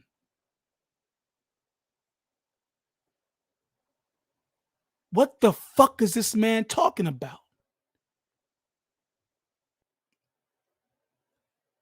And this is when the problems with the mulattoes and all that back in the day, this is where all that came from, because they were used to push the agendas of the white people, of their white family, of their white counterparts in their family.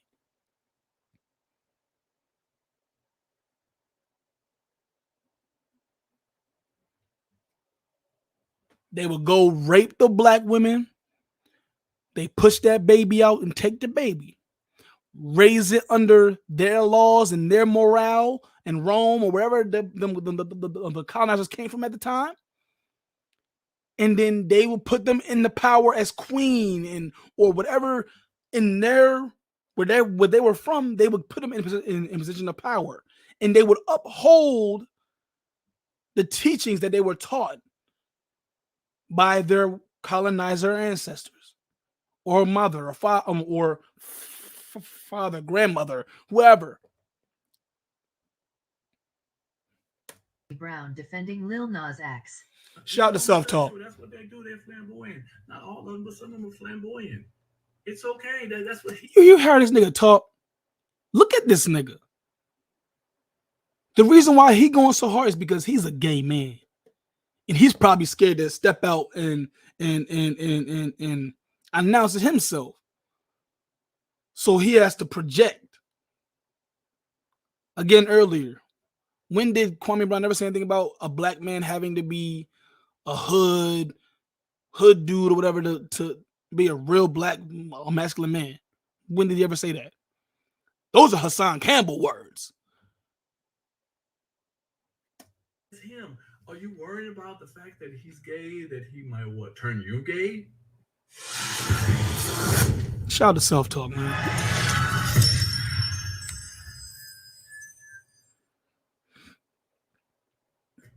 Let's talk about this Lil Nas X, what he wore and how his whole personality is. But I'll start off first saying, if you don't believe a person is born gay, there's really no need to watch this anymore. You know, I personally believe people are born gay. They don't just turn gay. What are you going to get down to the science of it or no? Or do you just speak with surface talking and surface thoughts and then that's it?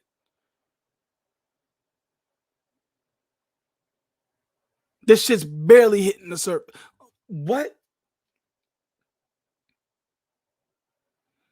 Okay, yes, born gay. Okay. Or are you born with certain traits, certain imbalances that you may need to balance out. The yin and the yang is about balance in life. Yes, men have feminine energy and and we have estrogen inside of us too. But it's balanced, because otherwise we wouldn't be men, or we wouldn't act as men. Same with women. With the testosterone,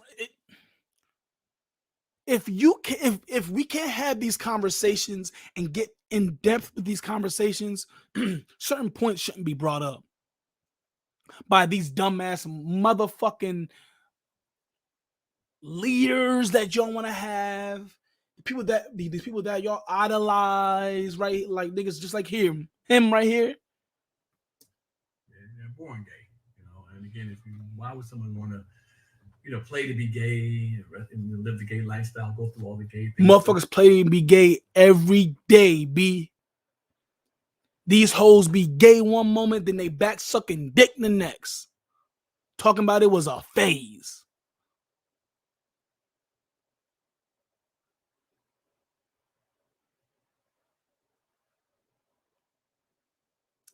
Man, we gotta stop this shit. Really gay for what purpose? The way the world, ostracize people who are gay, homosexuals. They ain't ostracized niggas the whole time. We ain't been ostracized the last 6,000 years. Since other races have came into the existence of the world, we have not been ostracized, raped, abused, lied on.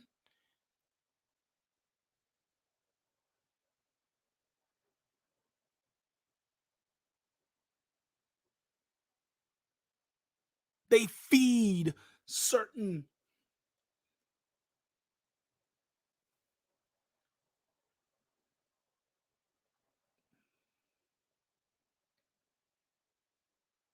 they feed the stereotypes. Being gay, or transgender, why would you want to just do that just for fun? It's a fun lifestyle. Do you think that really? So yeah, a lot of these motherfuckers, yes. A lot of motherfuckers is just freaks. And we're not talking about it, and not like a weird freak. They're freaks. People are over sexualized. They've been touched as kids. It's like what, 70, 80%? I forgot. It's a very, very, very high percentage of people who are gay who were touched as children, molested as children, raped as children. So again, when you fuck up the mind frame of a child, it alters their future. When you push or you physically push onto a child dumb, unnatural things, or things that could sway or hurt a child's mind, that child will be 9 times out of 10 become that. Or they'll question their sexuality for years on and years on and years on. What the fuck is this man talking about? What the fuck is any of these people talking about? Nobody, we're not having real conversations. People are just trying to coddle motherfuckers for the sake of not wanting to be canceled or being looked at as erratic. And fuck, this isn't erratic. The way that I'm talking right now is not erratic. But because you talk loud and you're passionate about something, it means that you're erratic and that, oh, you must not be a man. No, real men are here to set the line straight. This is how you could tell a lot of people didn't have no real granddaddy, no real father. Black men been going through shit since 6,000 years ago. We gotta keep shit in order by being tough, hard-nosed sometimes. We can't just smile all the time. We can't cry. We can't be vulnerable to the world or to our family, because 9 times out of 10, you use it against the man.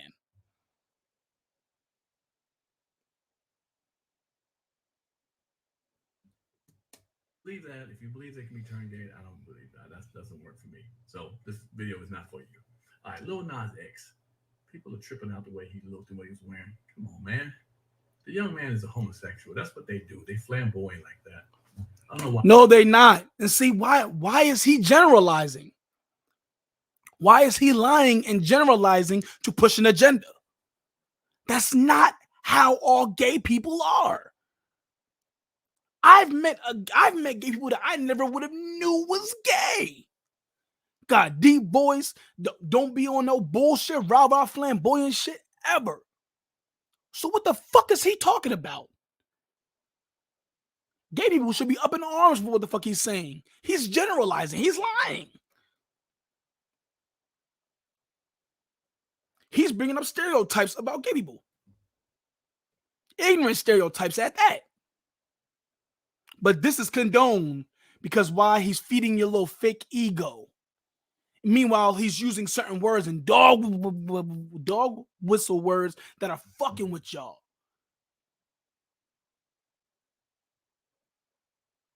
Certain words that should be ignorant to y'all. Because if a straight black man or a straight man just said, who wasn't acting like this, said anything like that, he'd be like, oh, well, no, we all don't act like that. We're all not like that. Right? Right?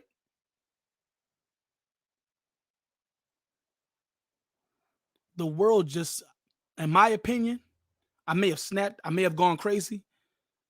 The world doesn't want the voice of a heterosexual black man or even a gay black man who's strong in his mind and his soul. The voice of the strong black man, no matter what you are, gay or straight, isn't wanted. If you're not trying to push agendas and enable fuck activity, they don't want us. They don't want you here. Your opinion doesn't mean anything. Y'all, I can't believe it. He's a homosexual. That's what they do. They're flamboyant. Not all of them, but some of them are flamboyant. It's okay. That's what he does. That's him. Are you worried about the fact that he's gay, that he might turn you gay? Yeah. Why does he keep saying that? See, he's projecting. That's what he thinks. He done been in a Hollywood party and was probably he's probably been a soft ass nigga. Went to a Hollywood party and saw some nigga that he probably thought was fucking cute, and that probably made him go gay. Him get poked in his booty, dookie shoe.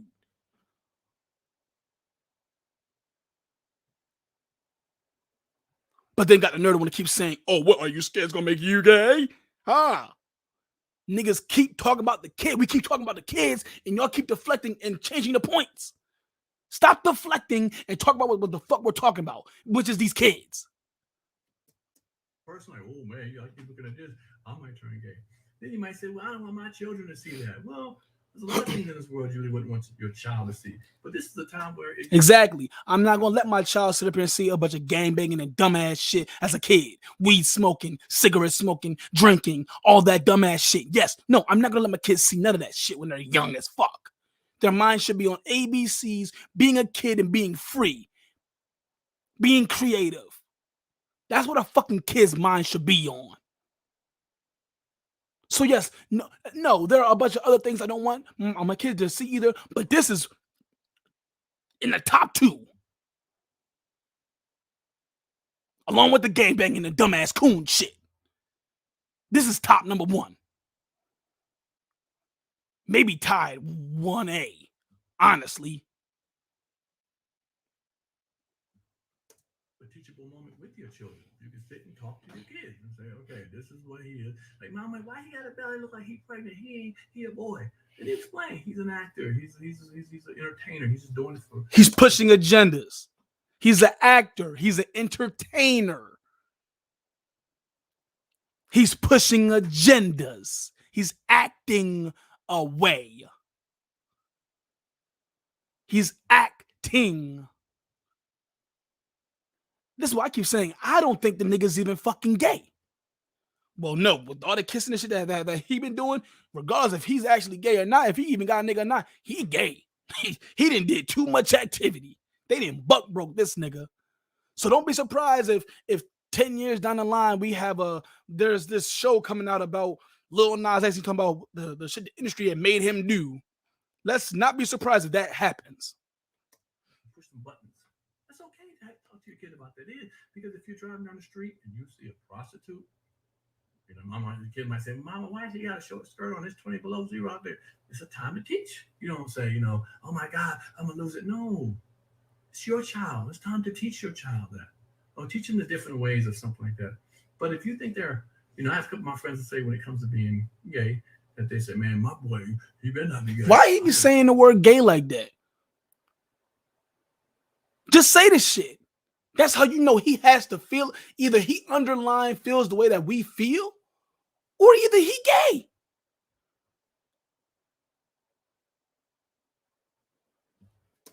He ain't gonna be gay. He act like he gay.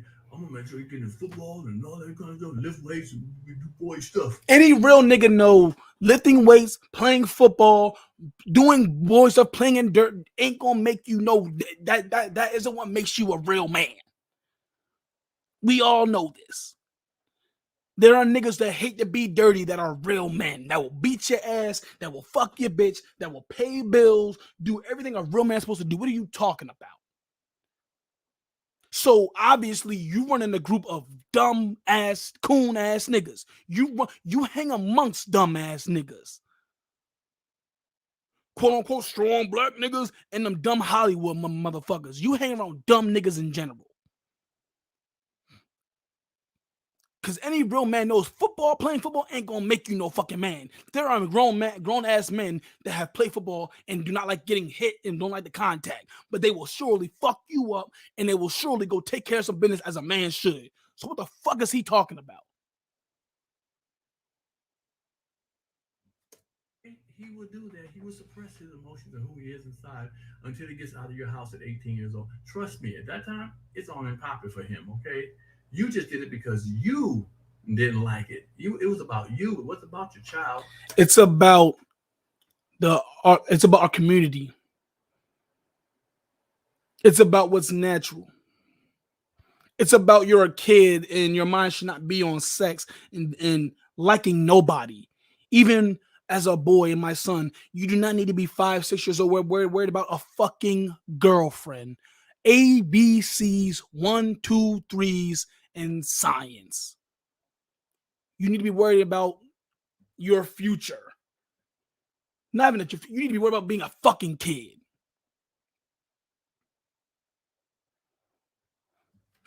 Didn't like to see that, so you did that to your child. You suppressed to your child, and God forbid the kid kills your child. Kids never know who the fuck they are until they get fucking older. Yes, there are ways that you need to handle certain things when it comes down to this if your kid is experiencing these things. But what the fuck is this nigga talking about?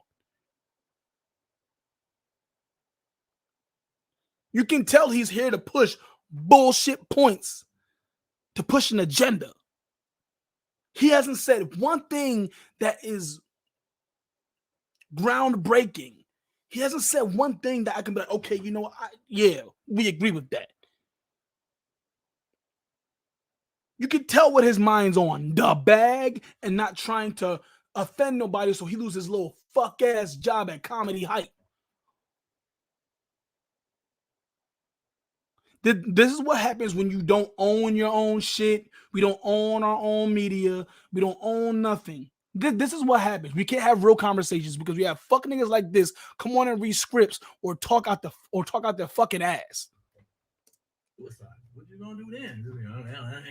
At least I ain't got a gay son no more, gay daughter no more. Really? Who's gonna think like that if their kid died? I think that's what I'm saying. I'm done hearing this man talk. What real person is gonna feel that way if their kid were to die? Oh, I don't got no gay kid no more. So what? See, this is what I'm saying. You hang around the dumb nigga. You hang around the dumb straight nigga and straight nigga. No, straight nigga and gay nigga.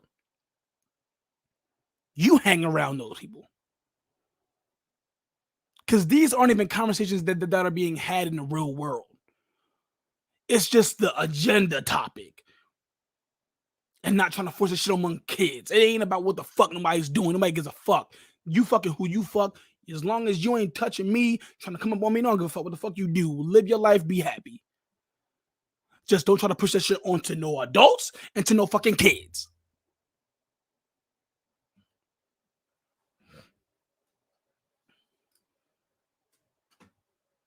I'm done listening to that man, yo. I'm done listening to that man. He said nothing with substance. These be the type of people that they send after people who have critical thinking or critical thoughts. They send the niggas who be off the shit to come talk, who be all over the place. They come them to come combat and create the tension. They send them.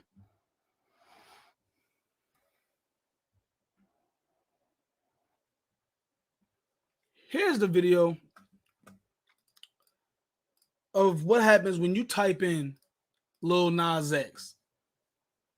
Here's what happens when you type Lil Nas X on YouTube. I mean, baby videos on YouTube. I just want y'all to go to YouTube, type in baby videos, scroll down to the third video, and you tell me what comes up.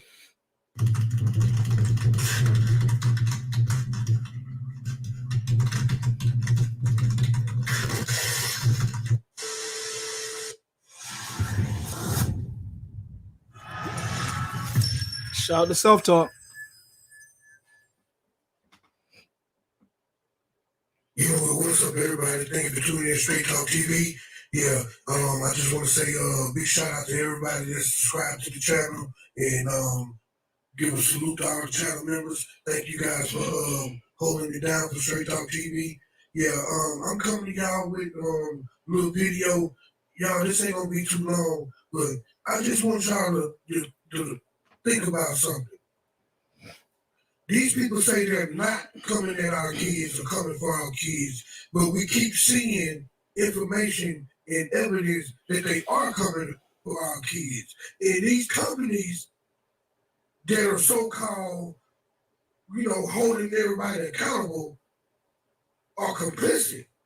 Like YouTube or not monetize a video for saying a certain word. YouTube take your video down for saying a certain word. They in our society now, they will ostracize you and try to cast you out for saying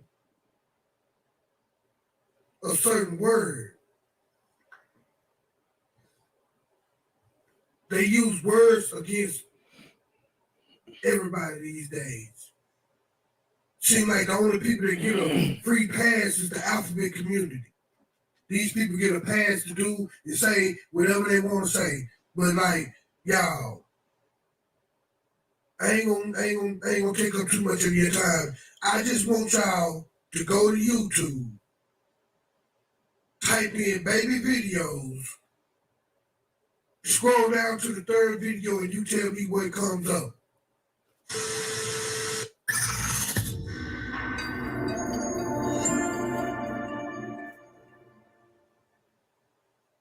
Type baby on YouTube and scroll down to the third video.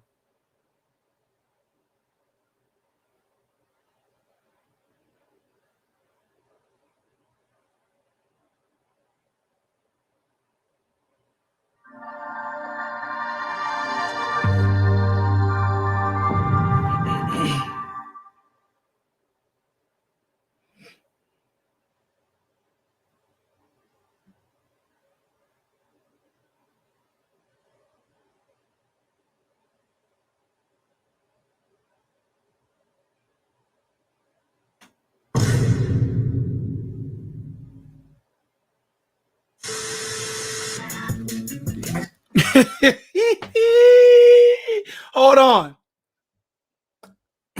Hold on. Because I need for everybody who keeps talking about there's no agenda to look at this shit right here. This is what the fuck they're doing with the kids. Now, for your little 3-year-olds, 4-year-olds who know how to spell slightly, and then they know how to put in baby videos because you told them type in baby videos in kid YouTube or in YouTube and you get this. This is what pops up for your fucking kids.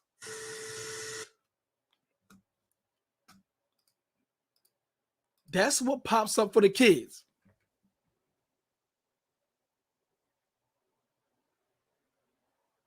But there's no agenda.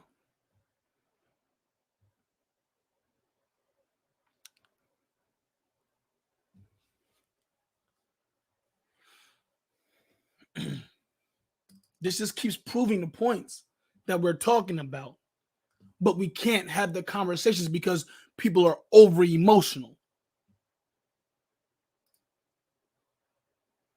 We can't have the conversations because people are over emotional.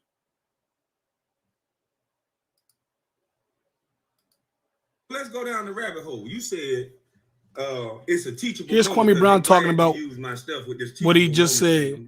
Here's Kwame Brown talking about what Pierre was just talking about. It could be a teachable moment with your kids.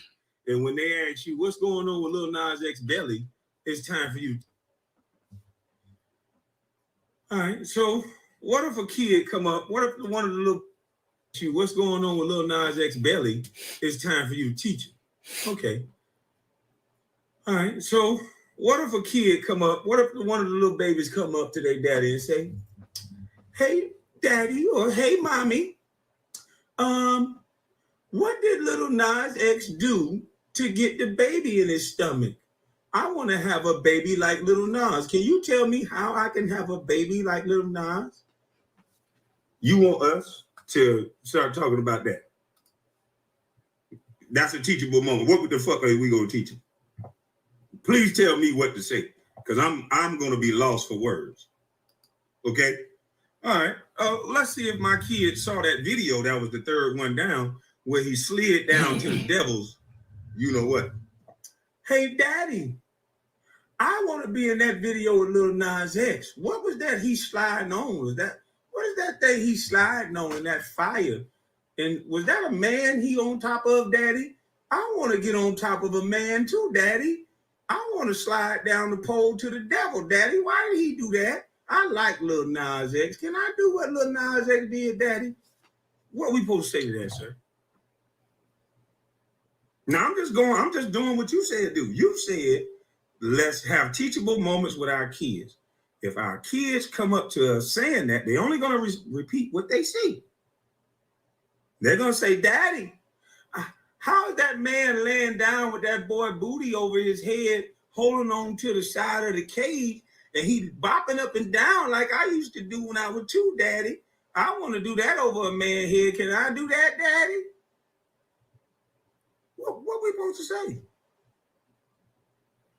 Now, I'm just asking. You said these are teachable moments for our kids, but I want to know what the fuck are we going to say? Because nobody from the community can tell you what you're supposed to say to your kids.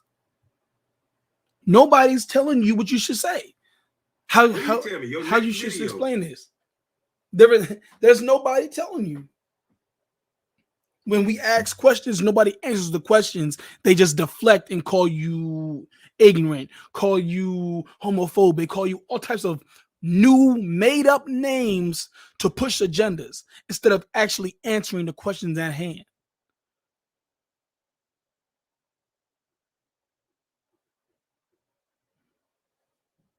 I want you to react to this because I know you're a weak weasel, and I know you're not going to actually talk about any of the talking points that I actually said, because you're going to always try to make me seem a certain way.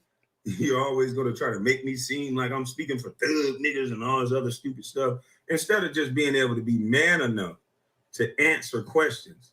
That why is this young man been sent to schools? Why are all our black male strong celebrities who are married to black women, why are they made to look effeminate? Why are they in dresses? You don't see no white men like this. Even the gay white men aren't, the gay prominent ones aren't twirling around on runways and award shows and dresses. They're not doing any of the shit that any of our so-called black LGBTQ people are doing. You know why? Because they know it's about imagery, and imagery of the overall culture and people. They're not going to push that agenda amongst their whole. Now they are pushing it, but they're not going to have them be the face of it. So it affects their kids because white people need to have more kids. They're dying at a high rate. Which, once again, they call us conspiracy theorists talking about, oh, y'all always saying white people are worried about trying to be inferior to y'all. They don't want to lose their place in society. They're going to die off in their numbers. Meanwhile, they are. Article just came out said that white people have died since all this COVID shit and before that. It's more white people that have died than anybody else. But we were conspiracy theorists when we said that shit then. Why can't they be in suits and ties like Tom Brady, Aaron Rodgers? Never once in my life seen Tom Brady in a fucking dress. Shout out to the GOAT Tom Brady. Never seen him in a dress. Never seen Aaron Rodgers in a dress. Never. Never seen George W. Bush in a dress. None of these prominent name white males, we've never seen them in dresses. But our men, we do. The white counterparts that don't have to look like weak, emasculated males for some fashion of some white boy that come and say, hey, put this on. I think you'll look good in it. Because in none of our culture, don't no mama or no daddy come to their son and say, hey, son, I think you look good in this dress. That's not in our culture. So where did we get that from? A big ass 6'9" nigga with a purse. Talking about, but it's Chanel though, bitch. My man Westbrook, yo. I love Westbrook. Shout out Westbrook, man. This nigga 6'6", 6'7" with a person wearing a dress.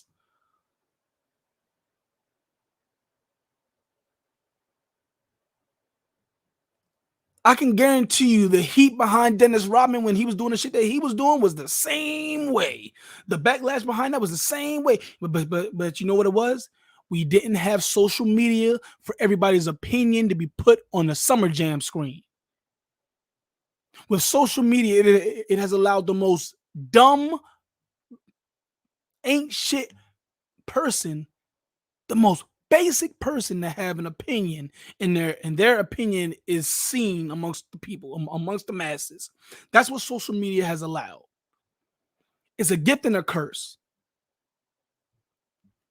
Chanel though. Who the fuck asked you what name of the purse?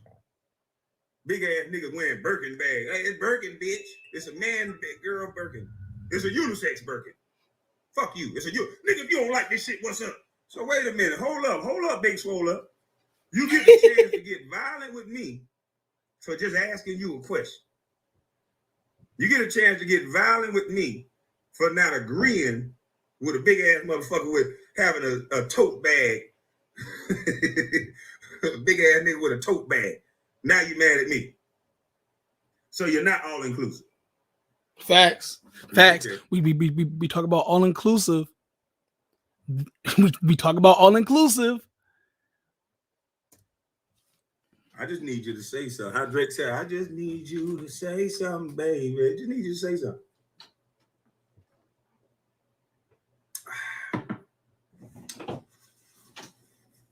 I just need you to say something. I don't understand this shit. See, you bitches easy to beat. I told you, don't. And shout out for self-talk. I just need y'all to believe that we ain't going nowhere.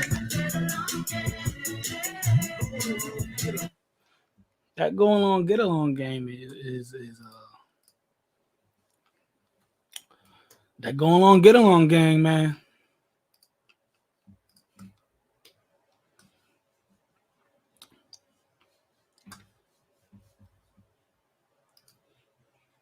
Hopefully one day soon we'll be able to have these conversations. Hopefully before it gets too crazy. Hopefully we're able to have conversations, honest conversations about this kind of shit. Because this always jumping to conclusions and remixing up what somebody says and shit to support your narrative, that ain't the way to go. It ain't the way to go. Here's another live from today. One man, Kwame Brown. Again, talking about comedy hype. We need to get a hold of our media. We can't be afraid to speak and use our voice about the way that we feel about shit.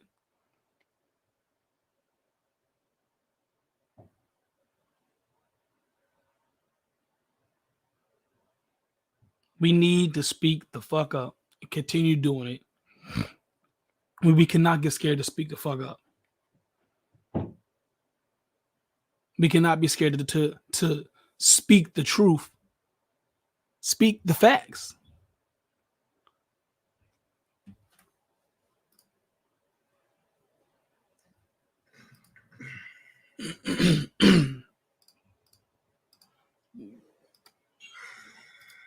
We ain't gonna be too much longer, y'all.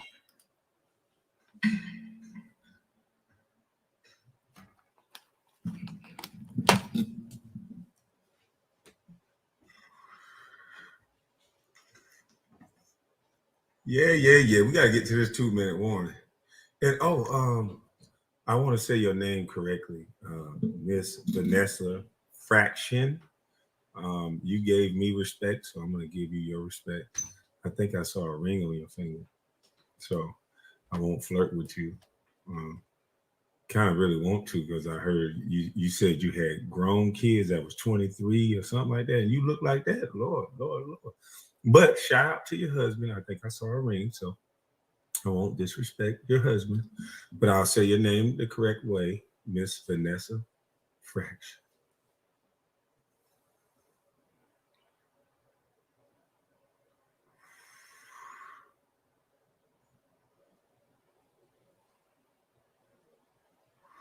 Oh, we at the 2 minutes now. So, I might need to put my hater blockers on. I can't sleep. I was asleep half the day. I got my little hair did. How y'all say? I got my hair did. Yeah. I got my hair did. Yeah. They put my hater blockers on. Hold on, cause these lights be brighter than a mug. Hold on.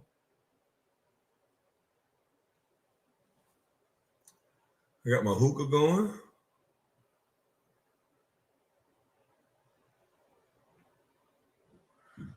But I want to respond to some of the people who kind of like. I want to say this. I saw Tough Love's video, right? And then I heard what Capone said as well. But I will say this: there's a lot of men that are giving their opinion over like sound bites and little clips of what someone said. If you're going to react to something, then I use the whole video, the whole clip, do the full research. Because what this brother Pierre tried to do is turn this conversation about homosexual men and about what parents should be able to have a conversation with their kid. And he never responded to anything I said. He changed the words to everything I said. So I want to detail everything out in these videos. Self-talk, you did it again. You do a great job. That's why they came at you so hard, self-talk. You do a great job of breaking down the clips and making it short enough, because most of us are used to clipping everything and dealing with a situation based on a small clip. You do a great job of clipping it and then moving on to what I said and then clipping it into where it's very self-explanatory. And so it was kind of hard for them to fight against my commentary and your editing. So they got to kick one or both of our draws in the ass. They trying with me, but we the people standing up so strong that they just came at you because it was kind of easier to do. But stay strong, my brother, because your editing, hold on, my little napkin, your editing and the things that you and some of these guys are putting together, 08 Rock and Chop, I'm going to have to play one of that video again. But putting this thing together is allowing people to see crystal clear on what's going on. And Tough Love has some commentary today that I end up just seeing just a minute ago. And I will say, you gave a comedian some congratulations on something that the conversation wasn't even about. It wasn't about parents talking to their kids. And it's kind of hard for parents to protect and talk to their kids if they're going to have a Lil Nas X video with him naked up under baby searches. So you want to blame parents. When parents try to do their best, they try to go to work, they try to take care of their kids. Mothers are overworked, overstressed, and you want them to, when they give their kids an iPad and they try to, get some rest from a long day's work, when they give their kids an iPad and they restrict videos to only like baby videos and things like that, you want this video to be classified as a baby video. Straight talk, take over, homie. Okay. Go to YouTube.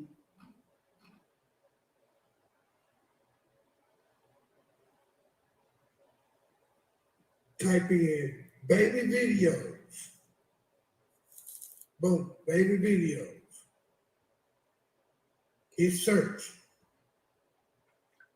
You see all of the little kid stuff come up. Now scroll down to the third video. Now you tell me what comes up. This is under baby videos.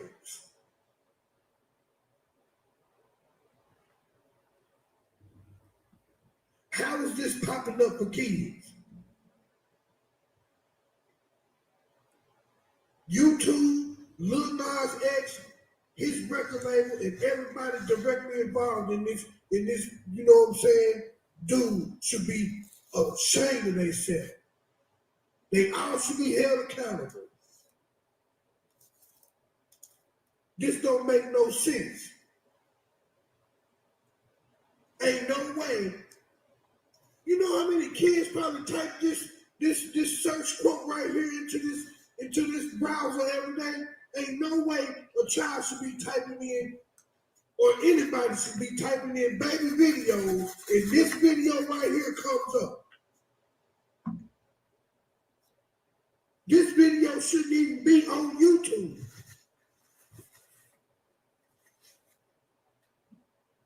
For real, this video should be on OnlyFans somewhere. No way this video should be on YouTube. But they got the audacity. Thank all of you for the super chat. Other people's videos down for way lesser stuff than this. They got the audacity to not monetize other people's videos for this.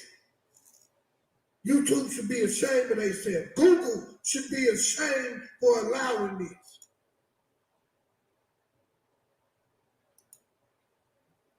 This should be ashamed. No, it's right there, y'all. Baby videos, third video under the search quote is Lil Nas X. Everybody involved in this should be ashamed of themselves. That's my time, y'all, and that's all I got to say about it. And I'm out. I'll catch y'all on the next go round. Shout out to Straight Talk TV for exposing that and getting that change, may I add. We the people, we did a great job. When I posted Straight Talk's video, now when you search a Google search, you don't see Lil Nas X video coming up on the baby video. So they watching, and we got them to change that. So kudos to we the people. But let's continue on, brother Straight Talk. Tough Love, sorry. You also said that we should be respectful in our disagreements. When you heard my video of what I said in response, I said since day one, you will get no respect in your disrespect.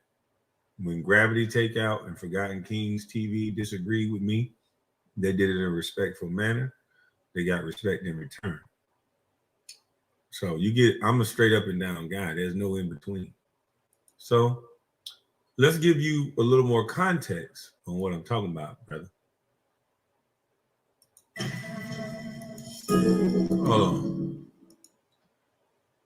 Maybe you didn't see these other videos, and that's why I say you have to do your full research before you comment on things and say that other YouTubers need to be held accountable or do all this other stuff.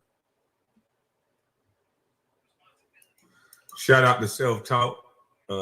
Shout out to Self-Talk News. Let's get my boy back right. Kwame Brown went viral again by discussing Russell Westbrook wearing a dress. Popular sites like Black TV and WorldStarHipHop.com reported the video, which transpired into a lot of YouTube channels like Hey, hold on. But before we finish along with this Kwame Brown video, so Lil Nas X was on the Breakfast Club today. Now, the other day I told y'all we need to watch what the Breakfast Club and the people who go to the Breakfast Club, we need to watch these people and watch who they have and the agendas that they push when they come up there. Lil Nas X was up there today. This morning, he came to the Breakfast Club. And here's what he said about y'all kids. Meanwhile, this is the same man who went to the elementary schools in the cowboy outfit. This is the same man who's supposed to be for the kids, right? Here's what he said about your kids. Do you feel the pressure of, I see it all the time, parents will be like, you have a responsibility because kids are watching. You hear that? Cardi B had that same problem. I don't really. I feel like I used to, but now it's just like, so, like fuck your kids. Not like fuck your kids. That's exactly what you just said. That's exactly what he meant. And they all laughing. It's funny. Okay, what agenda is that? The fuck your kids agenda? It's like, we really get one chance to do this, at least to my knowledge. I don't know like what happens when we die or not. So it's like I'm not like about to pander to your kids or you. You were though. Do you feel You were pandering to the kids. Hold on. Okay, hold on. Wait. You were pandering to the fucking kids. He knows. Go look at the interview. I don't want to give them no hype, no promotion, but go look at the Lil Nas X video. He's smiling when he's saying all these things. When he said fuck them kids, he actually sat there and looked and stared off in space like fuck. I fucked up. He really said how he felt, but didn't mean to actually say fuck your kids. That's how he feels. Fuck your kids. I'm getting my bag. I'm getting my bag. Fuck your kids. Your kids don't mean anything to your kids are just a reason why I'm getting my checks.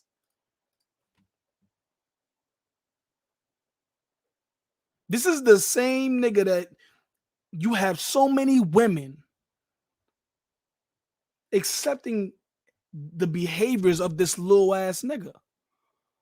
And then you got DJ Envy and Charlemagne, the lesser charge, the rapist. Oh, I'm sorry. The lesser charge guy. You got him laughing. And then making jokes. Oh, well, they're going to be like, oh, this is a fuck your kid agenda. Yes. This is it's the same agenda that we've been talking about. This is the same agenda that we've been talking about, but we as heterosexual men or any straight person, women, anybody gets demonized for speaking on fuck shit like this. I'm going to play one more time what Lil Nas X said on The Breakfast Club. This is what y'all condone. Do you feel the pressure of, I see it all the time, parents will be like, you know, you have a responsibility because kids are watching. You hear that Cardi B had that same problem. Raise your own kids. I feel like I used to, but now it's just like, so? Like fuck your kids. Not like fuck your kids. That's exactly what you just said. But like this is funny. You just gave them another headline, Montero. Okay, what agenda is that? The fuck your kids agenda? It's like You part of the rape agenda, Charlamagne. You're part of the rape agenda. We really get one chance to do this, at least to my knowledge. I don't know like what happens when we die or not.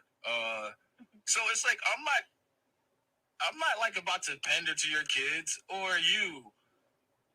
Do you feel the pressure of? But you're pandering. Okay, he's not going to pander to the kids or you. What if the person who has a problem with the things that you're doing is a homosexual chick or man who has kids and they just don't like the shit that you're doing? But you are pandering to that community, aren't you? But you're saying you're not pandering to him or pandering to no adults. You're not pandering to kids. You was just at a school with a cowboy outfit on with fucking kids.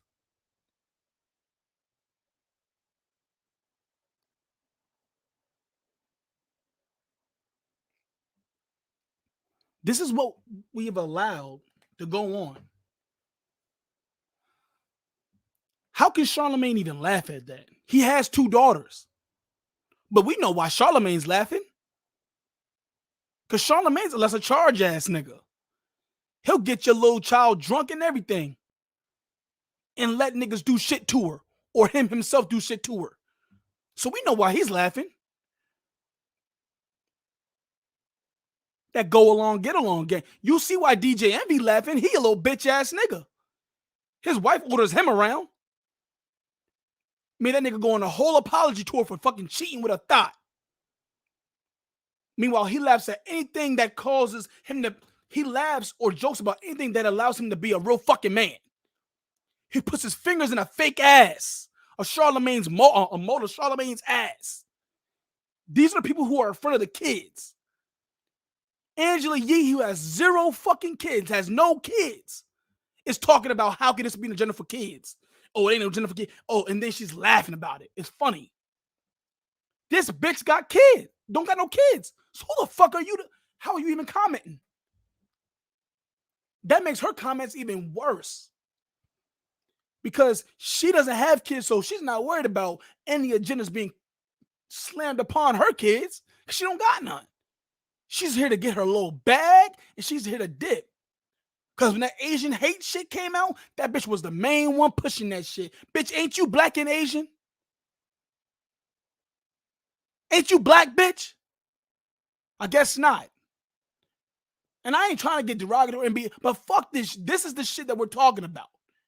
But when we say anything, we try to come calmly, and we try to have the conversations, we're wrong. We're instantly frowned upon and demonized. Meanwhile, he can go up on a national syndicated radio show and say, fuck your kids. Because he's being a weirdo. Because he's pushing agendas. This goes back to having our own media, our own music, all of our own shit. We need to own our shit so we can control the narratives and control the propaganda. Because this right here is bullshit.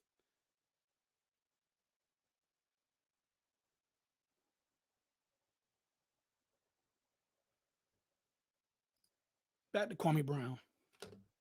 X News to respond to Kwame Brown video. I thought Kwame said he has a dress on. He considers a dress.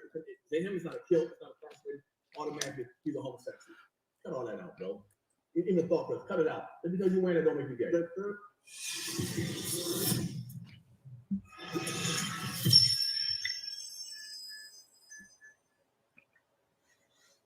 Boy, we got a boy. I don't even want to say his nigga name no more. But this ain't this nigga first time in the grip. So I don't know why people so alarmed Them niggas been wearing dresses and weird ass shit. But see, like I told you, LBJ said, your leaders, they'll give them to you. Lyndon B. Johnson told y'all he will give us leaders. We won't have no leaders. There won't be no black messiah. And if we give you leaders, or if we give you a messiah, or if you do have a leader or a messiah that's in the forefront, we've given him to you. We've handpicked this nigga. All these niggas in the forefront that are in mainstream media being pushed every day are handpicked niggas. Nigga can jump high and play basketball. Hey, Miss J. Where you at, girl? Peachy nigga, not no nigga I was raised up with. Gonna be walking around the damn street with a dress on and some mother boots and get my respect and say he heterosexual. Now, if you gay, cool, my cousin gay. I don't give a. I got gay girl, female cousins, male cousins. It don't matter about that. But when you say you're a heterosexual male and that's what you do, nigga, you're wrong. Facts. If you a gay male and you dress in a dress or whatever you do, you're doing it. Do your thing. Russell Westbrook is a 6'7", 6'8" tall point guard with a bad wife. He got a wife and kids. They make him they make our men dress like that. Our black men, they make black men dress like that. You've never seen Tom Brady in a dress.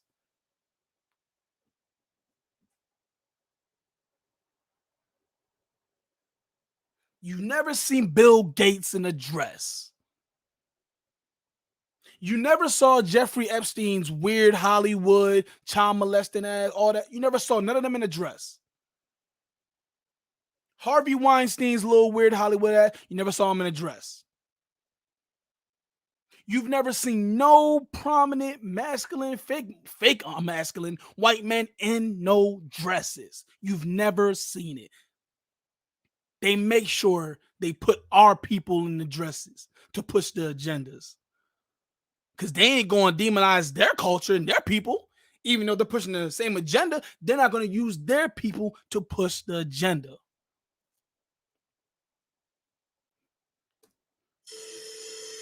He ain't doing what he has to do on this platform.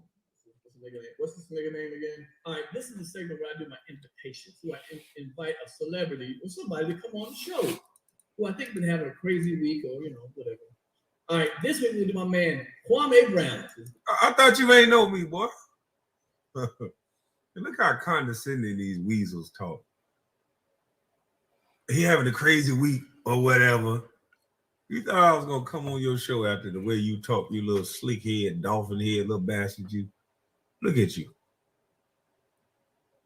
You're like a circumcised penis. You sit there and talk that condescending. You thought a man like me was going to come on your show. Now, see, I want to come on your show because of the two beautiful ladies. But if they boot your ass off the show for the day, I might come holler. But I don't want to be in a room with a weak weasel like you that'll double talk the way that you do. Because I don't do all that. Everything you say out your mouth is very condescending. And you don't know me. So let's let you tell on yourself. Go ahead, buddy. What's this nigga name again? Kwame Brown. You gotta be like his whole thing is to be a man. You gotta be a thug ass nigga from the hood. Oh, shut the fuck up, nigga. It's different from other real men that ain't in the hood, nigga. So I'm trying to connect the young people to the edge so they can get their respect, man. You gotta be like his whole thing is to be a man. You gotta be a thug ass nigga from the hood. The people are starting to wake up. The serious people are starting to wake up. And some of the elders and some of the younger elders are starting to speak and see the difference between what can actually help and what is not helping. So everybody in the chat, y'all like to subscribe to my page, man. I appreciate y'all for joining. Shout out to Kwame Brown, shout out to Self Talk. Look how he lied on me now. He said I said it was about thugs. Look at what I've been saying since the word go. Look what I've been saying. Sometimes because I curse and some people can't get with that. He's really not cursing like that. So hopefully you guys can hear this kind of the same I'm message moving in with you, a Miss different J. manner so you can swallow I'm it. coming to take Because it's about calling out and calling light to the BS so we can get back to the real. So we're not characters. So we're not real niggas and really real niggas, and we're not bees and hoes. We just So you mean to tell me I had the nerve to say something like we got to get back to being real people and not real niggas and bees and hoes? Oh, Pierre, you missed that? Oh, yeah, the niggas. He gonna sit up here and lie. He gonna sit up there and lie and say that he pushes for black men to be hood and thugs and whatever they gotta do to push their agenda, they gonna do. They'll blatantly lie just to push the agenda because they know that the average dumb motherfucker does not go and watch full videos or read articles in its full context. A script, or you trying to get a script sent to you so you can impress white zaddy by demonizing me? Oh, sorry things ain't working out for you. Self-talk on the job. Let's hear that again. Let's hear that one more time. Self-talk. I'm talking about me. Let's hear that one more time. Can't get with that. He's really not cursing like that. So hopefully you guys can hear this kind of the same message, but in a different manner so you can swallow it. Because it's about calling out and calling light to the BS so we can get back to the real. So we're not characters. So we're not real niggas and really real niggas, and we're not bees and hoes. We just regular men and women. That's it.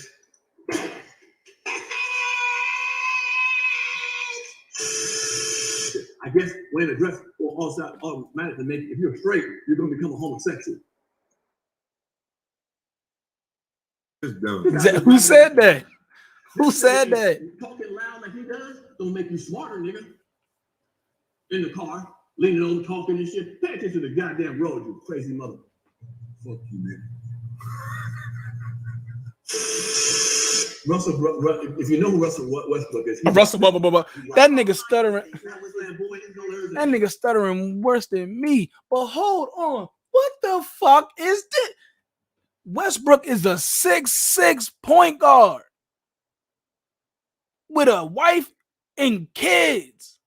Why the fuck is he dressed like?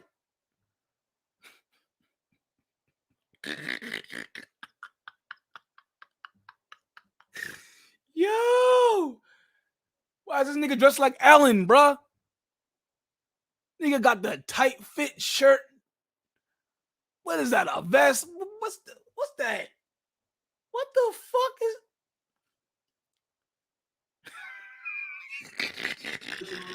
He's a basketball guy. He wears all kinds of stuff. The envelope. So Like, damn shit. Okay, man. Okay, all right, man. Like, that's like I could be looked as like an Indian little gar or whatever. But what the fuck is the other shit? Nigga wearing dresses and low collar shirts and shit. What the fuck? But we supposed to be proud to have this happening in our community. We're supposed to be happy about this type of shit. Like it is. As we said, if you gay, you gay. Cool, you do your fucking thing. But what the fuck is this? Are you a straight heterosexual male? What the fuck is this? The envelope. So he's being here. So I'm what Kwame's talking about. This is what he does. But this is what I do. Time in the dress. So I don't know why people so alarmed. This nigga been wearing dresses and weird ass shit. So my problem with Kwame is that he has a dress on because of the dress. Because he's not a kilt, he's not a fascinating. Automatically, he's a homosexual. Cut all that out, bro. In the thought process, cut it out. And because you wear that, don't make you gay. Oh my God. But this ain't this nigga first time in the dress. So I don't know why people so alarmed. This nigga been wearing dresses and weird ass shit. But see, like I told you, LBJ said, your leaders, they'll give them to you.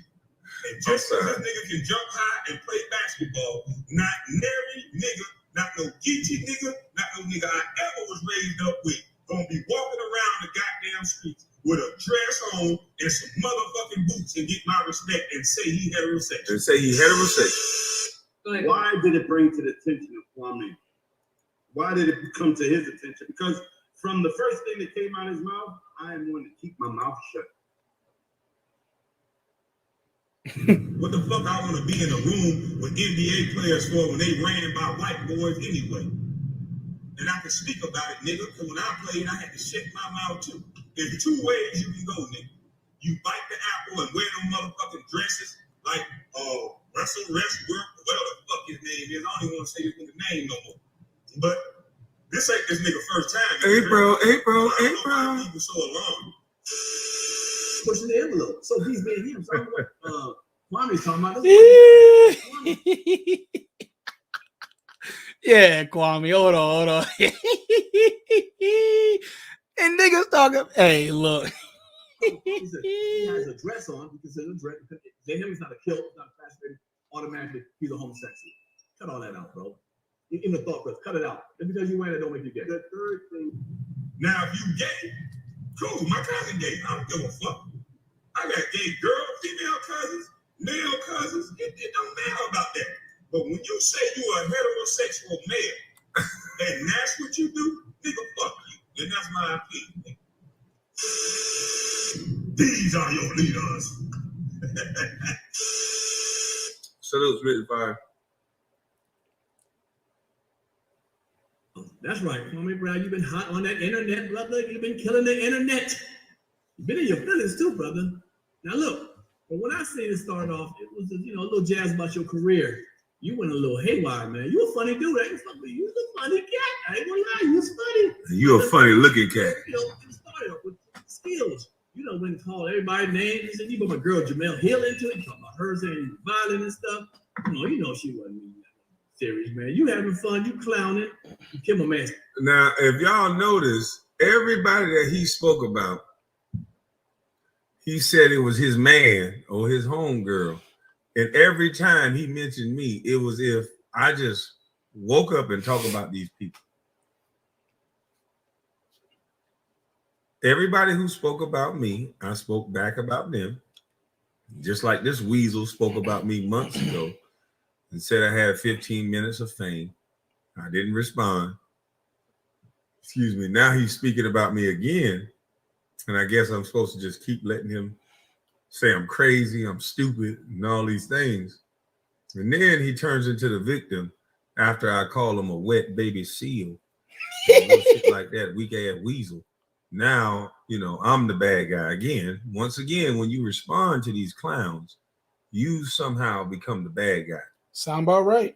So I guess they're so used to getting everybody to, just when they go low, you go high. No, fuck all that. Yeah, he's supposed to be funny, but something happened along the way. Never heard of the nigga Pierre, funny. Bro. He's supposed to be telling jokes. Now he's just funny. But hey, Miss J, I'm gonna come down to Texas. I'll tell you that everything bigger in Texas. I knew that.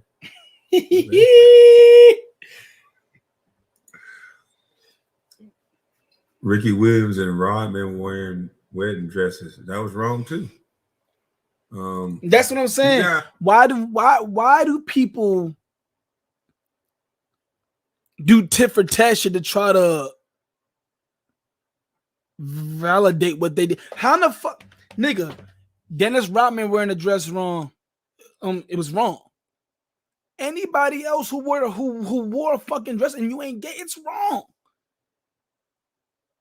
A lot of you Bible thumping Christians, don't the Bible say not to dress in women's garb, and for women not to dress in men's garb? Like, come on, y'all want to be half at, y'all half preach and half follow the shit that y'all want to claim as y'all. Or y'all women want real men, but y'all allow the fuck shit in the community. with the boys to be extra flamboyant and emasculated, and y'all raised soft niggas. But yet you want a strong man. But yet you'll raise your son to be a soft ass nigga. And even that strong man that you do want, quote unquote, you want him to be a soft ass bitch nigga because you don't want him to have a voice. And anytime he talks, he's wrong, he's misogynistic, he's this, he's that, because he doesn't agree with because he doesn't want to feed your ego or feed your fucking narrative.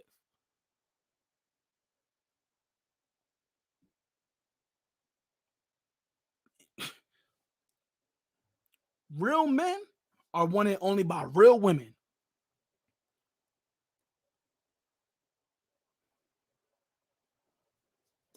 Don't understand that they know what I'm saying is true. You don't see a push for white men, so many white men in dresses that are athletes. You don't see that. Actors, you don't see that. They'll never put Ben Affleck in these dresses and all this shit like they do the big, strong black man. Dave Chappelle wasn't wrong about what he said. So I don't understand why this guy, he's in the profession. He knows what we're talking about. He said he was friends with Cat Williams. He knows what we're talking about. It has nothing to do with gay people. It has nothing to do with anything else but a push on masculinity and making it almost go viral for a man to just be a man and say, hey, men don't do that. Heterosexual men do not wear dresses. And for that to be a viral moment, that shows you where we are. To have men afraid to say that, to have women afraid to say that, that is crazy to me. Facts. So that means that apple is bigger than I thought. But let's finish this guy up. Hold up. Stephen A. Smith with the hairline. That was actually funny. I like that. That was funny. And you call my man, what's his name? Skip Bayless, that old Dracula looking. Man, you're going hard, brother. You might need to do a comedy show. Why don't you do Kwame Brown and Friends comedy show? You damn sure a comedian, man. Your 15 minutes is rolling, brother. I don't know if it's going to be up. I don't know if 50 minutes up yet. You got 14 and a half minutes. But you might extend it a little longer. But I will say you have made my last couple of weeks actually entertaining and fun, man, to watch you, brother. You be killing it. Now, you went with the light-skinned jab. Now, come on, brother. I'm light-skinned. I might not be Becky with the good hair, but damn it, I'm light-skinned. I like light-skinned suckers, man. Do that, bro, okay? You done hit my man, Matt Barnes. Matt Barnes, pull back to Matt. I see you sometimes run up in the hills of Hollywood. You the fit, brother. You can tell you one of them insecure light-skinned niggas. Boy, did I not say that shit. This is my first time seeing this Kwame Brown video. Because he did this couple hours before I went live. But boy, you can tell he's insecure. He didn't have problems with his black daddy or granddaddy. And you can tell he a soft-ass, weasel bitch-ass nigga. Don't apply. You let it fly. Stupid ass boy, my cousin light skin. And you know what my cousin didn't call me? He didn't call me and say, hey, cuz, come on now. You fucking with a light skinned nigga now. Because my cousin know. And I know my cousin. And he light as a motherfucker. But he ain't insecure like you. Because he already know. So I'm sorry you didn't like that joke, buddy. Insecure motherfucker, you. Ain't my fault you look like that. You the wrong type of light skin, boy. But you went up with the whole I ain't saying nothing to you, really. I ain't saying nothing. Nigga, you tap Jackson. Nigga, when you tap somebody, you co-sign. And when you co-sign in the streets, I mean, you down for it. You've seen situations before like that, like, oh, you in it too? Or somebody laugh, somebody snap on somebody, and you laugh too loud. Somebody, the person you snapping on, like, oh, hold up. You in it too now? You bring yourself in there. You brought yourself in there. Now, show me some of that light skin. Talk that shit, man. You talking about knuckling up, man. I like that. That knuckle up game was kind of nice, okay? You like that violence, huh? You said this, that, you from South Carolina, you a wild dude and all that. You done made Solomon got. When did I say I was a wild dude? I never said I was never a wild said dude. that. I never said none of that. I never said none of this shit this boy's saying. And he said out of his mouth, he liked that violence. That come from your granddaddy side, boy. You like that violence. You want to see some black men fight, huh? His white granddaddy was in Yeah, there. that's that side of you, boy. Mhm. Got that itch. Yep. I'm not gonna entertain you. It's that mulatto. I apologize. Now that's a great feat. You make that nigga apologize. What? I think that was kind of dope, now. You don't know me apologize, but you got everybody on their heels, but you ain't got me on my heels over here. I want you to have a seat. I want you to come on my show and have a seat. Let's break this down from the beginning now. All right, Kwame. So I like what you're doing. What up, homie? 15 minutes, right now you're 14 and a half. 14 and a half. I'm at 14. Kind of nice. But let's keep it on the court. See, I never seen so many condescending bitches like that. I invite you to my show. Yeah. You ain't got but old 14. You at 14 and a half. You ain't got but 15 minutes of fame, and you at 14 and a half. But come on my show. Are you Matt Barnes' cousin or something? Like, God, what's wrong with you niggas? I never went on a show that I've been insulted before I got there. Do you not understand how bitch made you sound, boy? Do you not know that I'm a geeky nigga? I can pick up on shit that you saying, boy, to address a man the way you addressing me? Is that the way you normally talk? To insult somebody and then invite them at the same time, that's the way you normally talk. You a jackass, boy. You know what I'm saying? You can damn near talk about everybody in 3 days. You know, clown everybody. You know, the doctor, what's his name? Boyce, whatever his name is, Boyce, whatever his name is, you can put his ass in there too and clown his ass. You want a clowning mission, brother. But I like what you're doing as far as being funny with it. You know, I like the comedy portion of it. But let's not let it get out of hand where, you know, some violence actually happens, somebody gets hurt. So before that happens, man, bring it. Why are you talking about violence so much, sir? Why are you manifesting that into the streets? When I spoke about all of these people, they said it was jokes. Now you talking about violence. That's what you like, huh? You trying to put that out there. You want them to stop me from talking. Either way it goes, huh?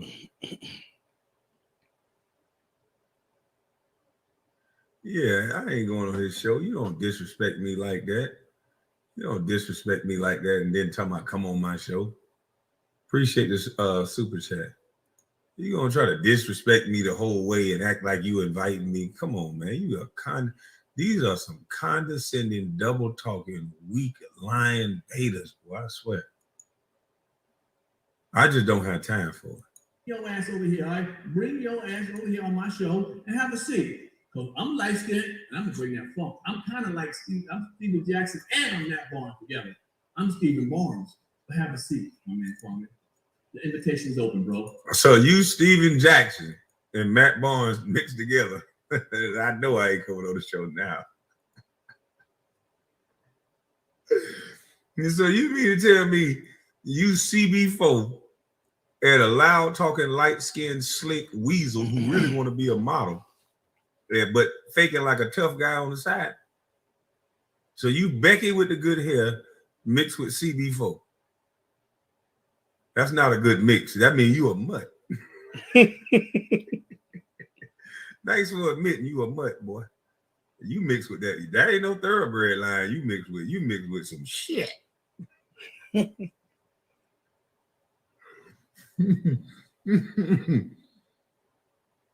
You say you mix with the face of equality and motherfucking Chico the bar nephew begging with the good hair. Man, please. You a mutt then. Fuck out of here. Who the fuck would say they mix with them two motherfuckers? The face of equality. CB4 ass nigga get flipped over top of cars. Man, stop. Let me see. I just need y'all to believe. So we go to our next video, right? Let me show you this video right here.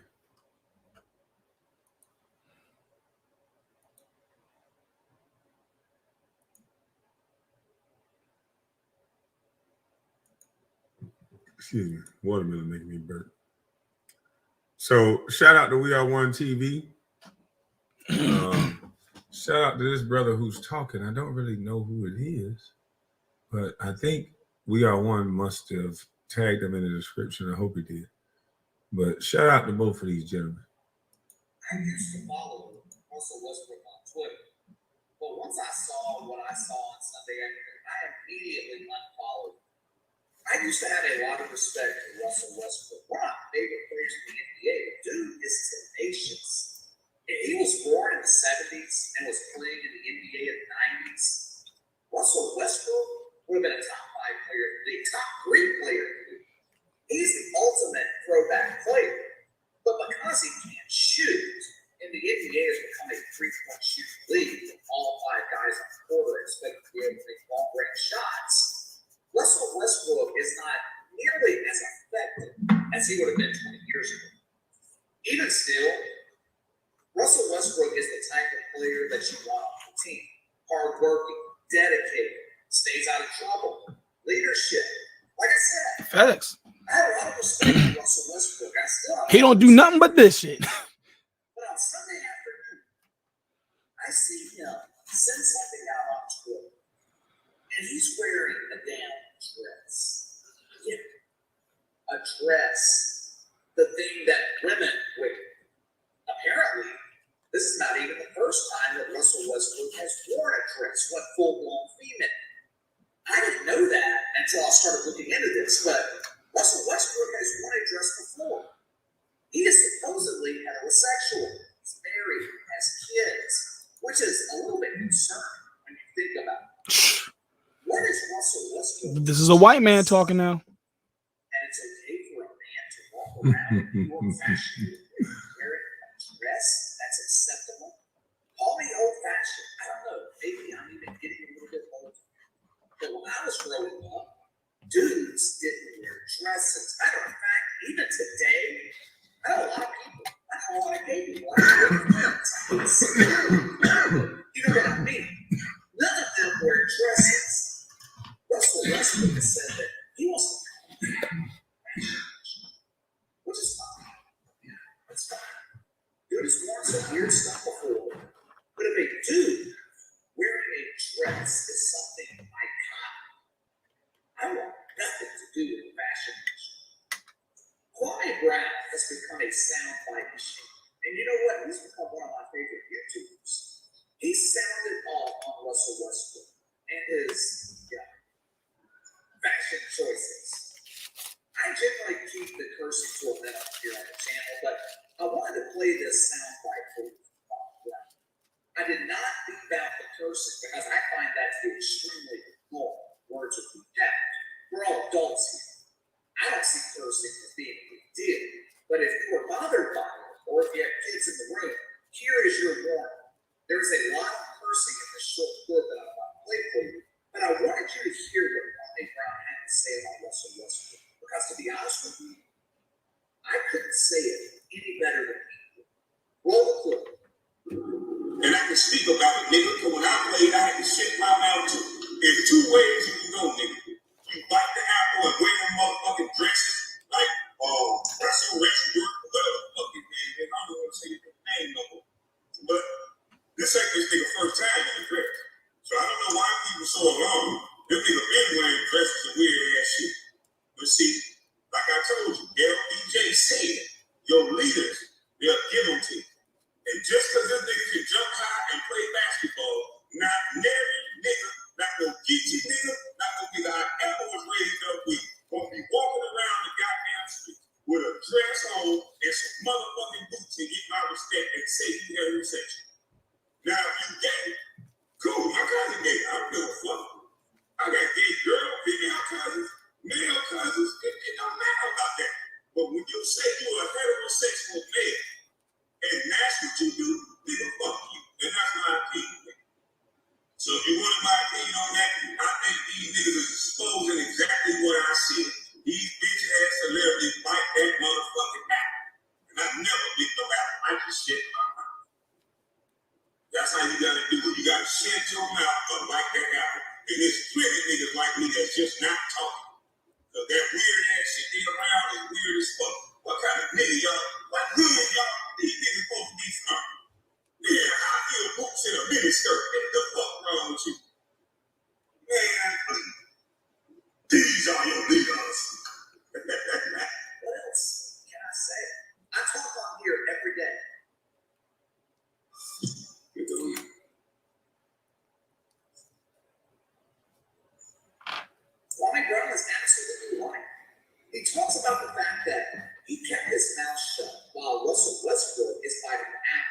Now, I'm not 100% sure about this, okay? But here's what I think Kwame Brown's talking about. There have been whispers and rumors going around for years now about homosexuality in Hollywood and fashion and what it takes for you to get ahead in the industry. Basically, Listen closely. the rumor is you get ahead by succumbing to sexual advances. What I think Kwame Brown is alluding to is the fact that Russell Westbrook has basically been turned out by the industry. That he's wearing dresses because that is what he's How is it hard for this white man to understand the overall agenda, even though they're part of the agenda too? Their kids are part of, even though they're not, it's directed towards us 100% of the time. And never. We all know that this agenda is really for us.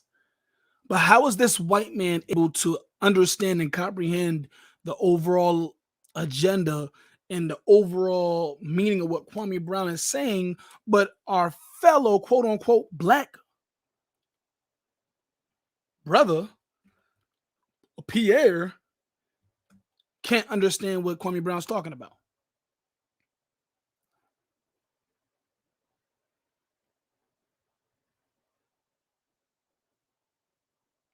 It makes no sense to me.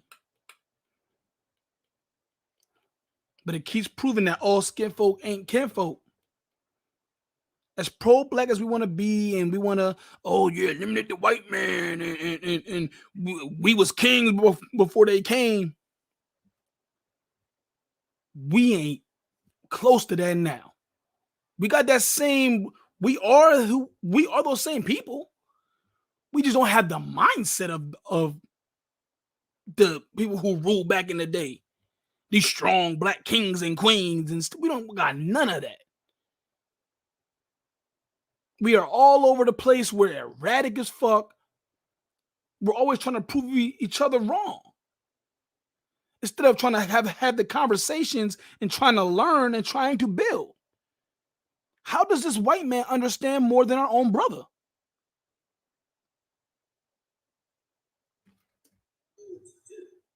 Now, whether or not that's true, I'll let you decide. Here's what I do.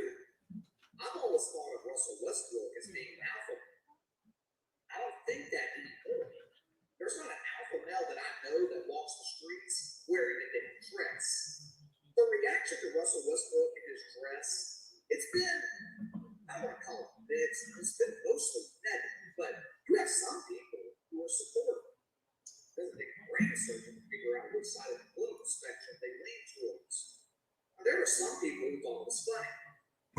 I didn't see anything funny. I don't see anything funny about Russell Westbrook wearing a dress. I find it horrible. Then you have a lot of people who feel the way I do about it. I think everybody should have the choice to wear whatever they want. I'm not against Russell Westbrook dressing weird at NBA press conferences. He's been doing it for years. Or to be honest with you, wearing what he wants. But here's the thing. Why is he wearing a dress? What message is he sending by wearing a dress? Whether he thinks so or not, Russell Westbrook wearing a dress furthers the agenda. They have been working hard to try to change what we consider to be normal. Men wearing dresses, women growing facial hair. I'm pro-choice, but you lose me when you start talking about women having abortions 9 months into a pregnancy, defunding the police, mandated COVID vaccines. All of this is part of the agenda. All of this is changing behavior where we consider to be normal. Changing behavior. Russell Westbrook did a real act and was influenced by others to wear a dress in fashion. Let's just assume that for a second. What would be the point? Russell Westbrook has been a superstar in the NBA for over a decade. He has a massive following. There are possibly millions of children who look up to him. What message does it send to those kids? That it's okay for men to wear dresses. Where does it end?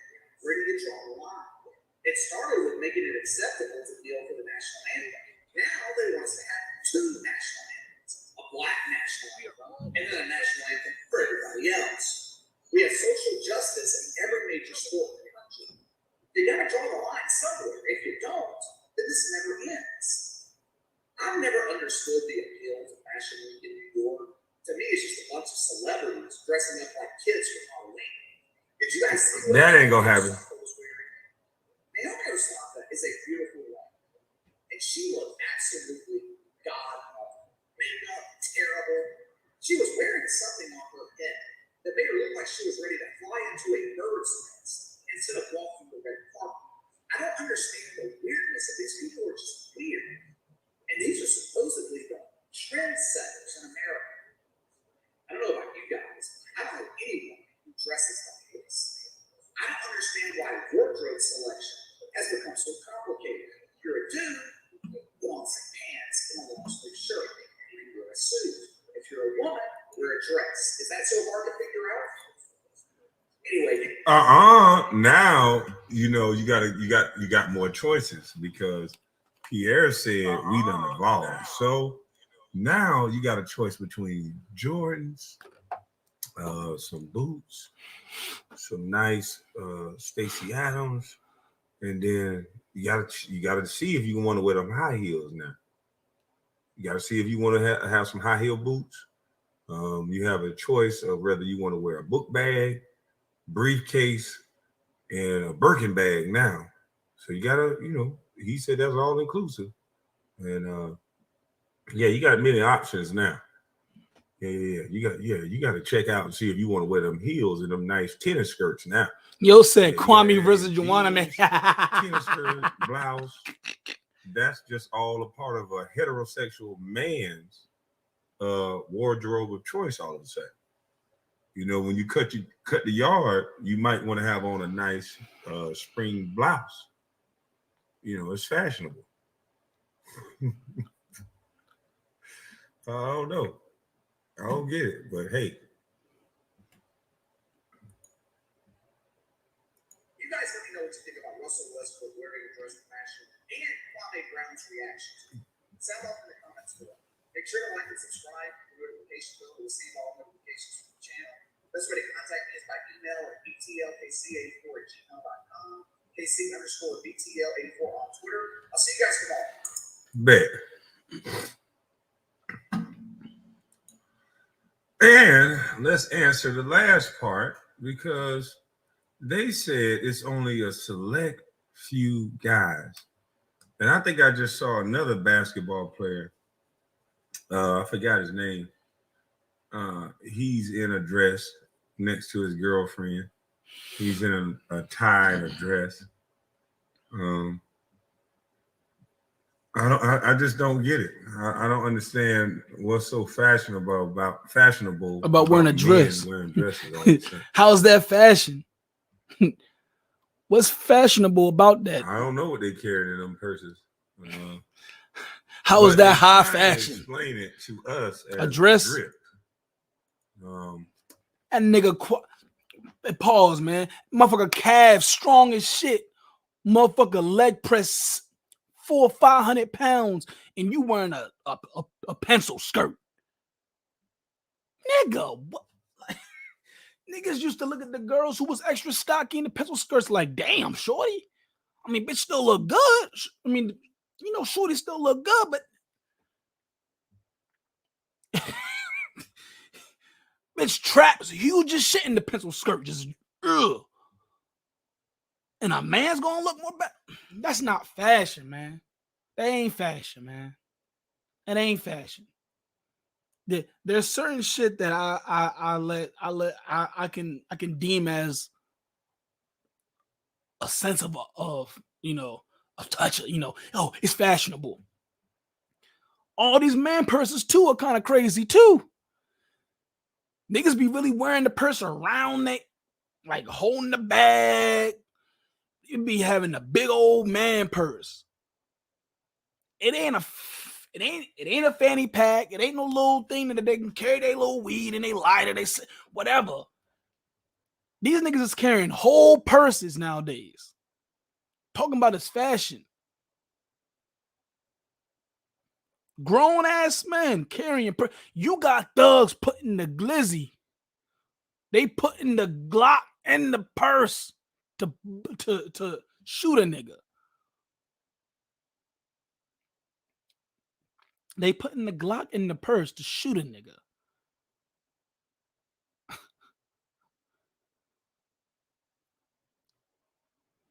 We can't call these type of things fashion. It's not fashion. Just say, my nigga, you like wearing dresses. Just say that shit. Just come out and say that you're a cross-dresser. And you have tendencies. But don't sit up here and make us sound like you are a straight male. And it's okay for a straight male to wear dresses. We not going to do that. We're not going to push that agenda. I'm not going to push that agenda. And I'm not going to let nobody around me tell me that shit's okay for a straight man. But how it was explained to you wasn't no damn drip. I don't give a damn how much you explain it. This shit don't look like drip to me. Damn, what, they put James Harden in this shit? They put James Harden in this shit? Is that Serge Ibaka? Is this Serge Ibaka? He's African. They got that man in a dress? No wonder why Carrie Hilson did. Carrie Hilson too woke for the.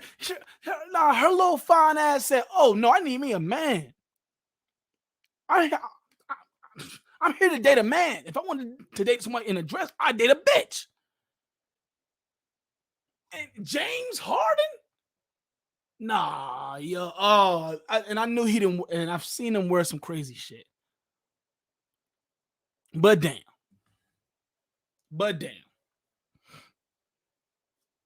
And you see why they talk about Kevin Durant the way they do?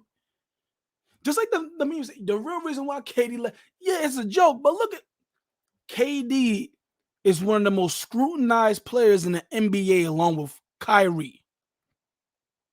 All because of their mindset and the shit that they talk about and the things that they do not push. KD and Kyrie are the most are the players who are the most scrutinized, judged every day. They are judged every single day. Are they good enough players? Oh, can they lead? Can they do X, Y, and Z? You never hear nothing about nobody else. You know the only person that they have not made throw on a dress in the NBA yet is LeBron James. They ain't make the big man with the big money. No, they ain't make him throw in the dress yet. But because he's doing other shit also. So that's why he ain't got thrown in the dress, because he's doing deeper shit. He's higher ranked than these other NBA players who just they in the league, they prominent names, and they just, and they got tap dance. Oh, LeBron tap dancing, but he doing a different type of tap dancing. He at the top. And then niggas at the bottom who are in entertainment trying to just go along to get along gotta do shit like this. Meanwhile, I wouldn't want to do any of this shit that LeBron doing or these niggas doing. But this is what you do. Look at Devin Booker when they was talking about the swag, and Devin Booker is a big name NBA player for Phoenix Suns. We all know this. Date Kendall Jenner, college, and he's dating Jenners. He's dating the Kardashian Jenner motherfuckers. But when they was around him talking about this is the drip, this type of shit is the swag, when they was talking about that and they panned the camera over to Devin Booker, what was his face? That nigga was looking like, yeah, all right. Yeah, the fuck all right. That ain't no drip. That ain't the new style. That ain't manly. All that shit that they was talking, that nigga sitting there looking like, yeah, the fuck all right. But you know what? He can't say much because they'll demonize him. It's crazy that you either have to participate in this shit or see this shit and not say nothing in order to make your money.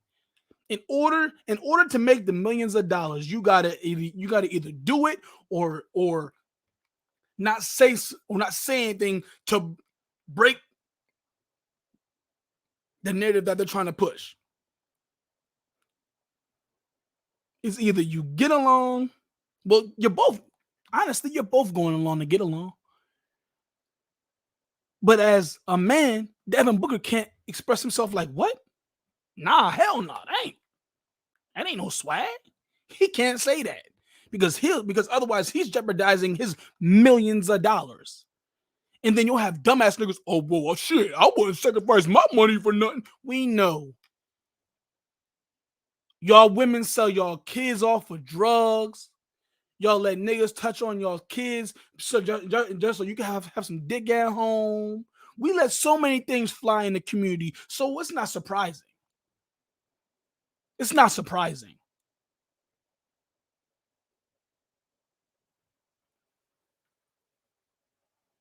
It's not surprising. I'm going to end this here. Y'all want to go watch the rest of that video, go to Kwame Brown page. So y'all like and subscribe, and y'all go watch the rest of the video, man. Y'all go watch the rest of the video. Because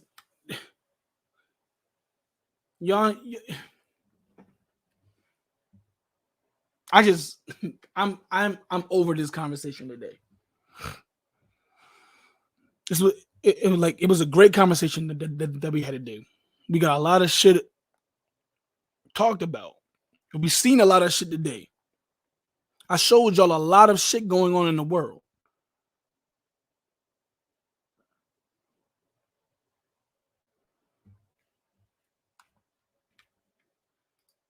We gotta, as I'm going to keep saying this.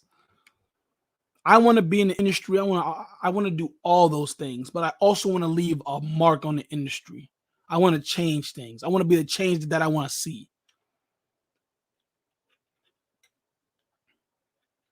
Never will I do any of this shit, nor will I keep my mouth closed about what's going on. I'm not going to be an asshole and be petty, but I'm not going to confuse my people, mislead my people, confuse the kids, push things onto people that aren't natural or aren't their belief systems. I'm sorry. I'm not going to do that.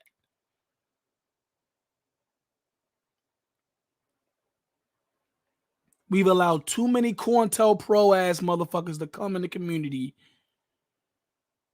and ruin us, from politicians down to the basketball players, down to the teachers in the school. You got teachers already.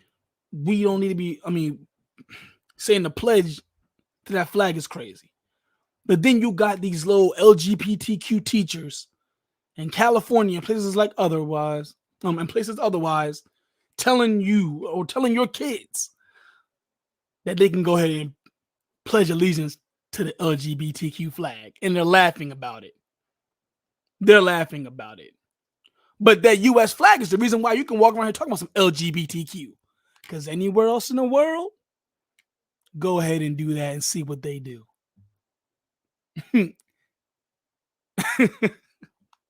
It's all confusion, controlled chaos. Lucas. They're using chaos to keep us controlled.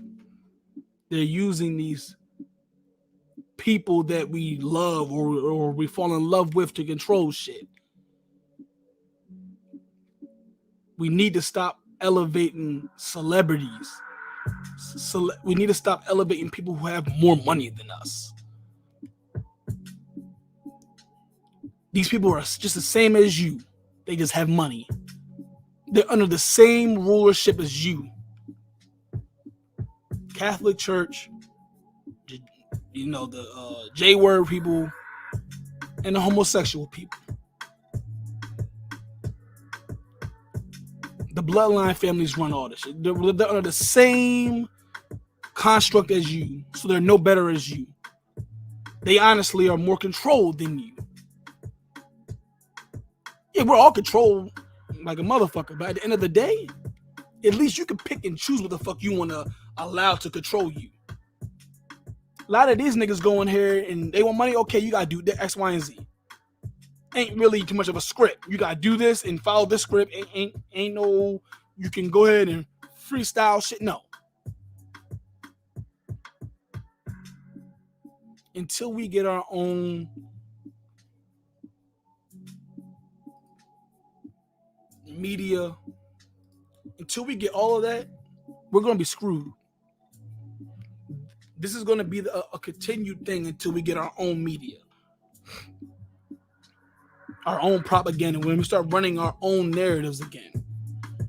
Because we'll continue to be identified as African Americans, as black, and all these other dumb ass misnomers. We will continue to be identified as these things until we start taking back the truth, taking back the bullshit that they've thrown upon us. We need to take that shit out, take that back, and throw that shit the fuck away. Get it away from us. It needs to get away from us.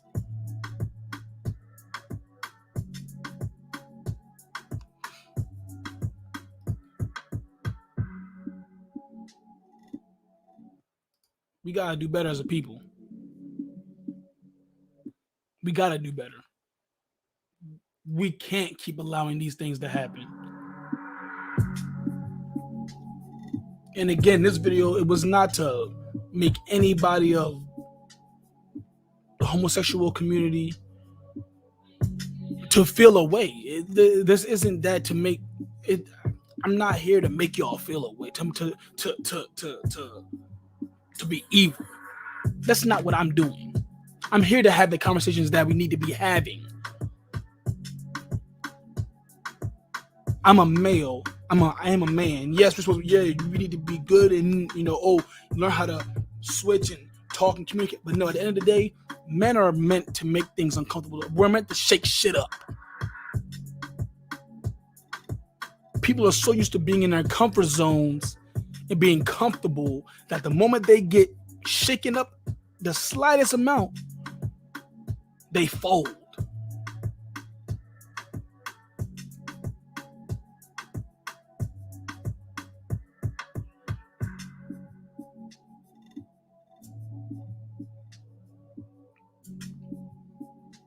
I appreciate y'all for tuning in today, man. I appreciate for y'all coming through. I appreciate everybody who comes through on the replay of the video. I appreciate it.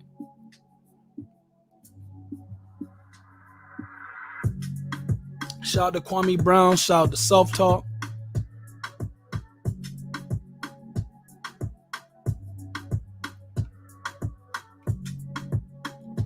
We didn't get into no Umar Johnson today, but I think I'm gonna go back live in a little bit, and we could chop it about Umar and his, more about the school, more about what he had to say about the school.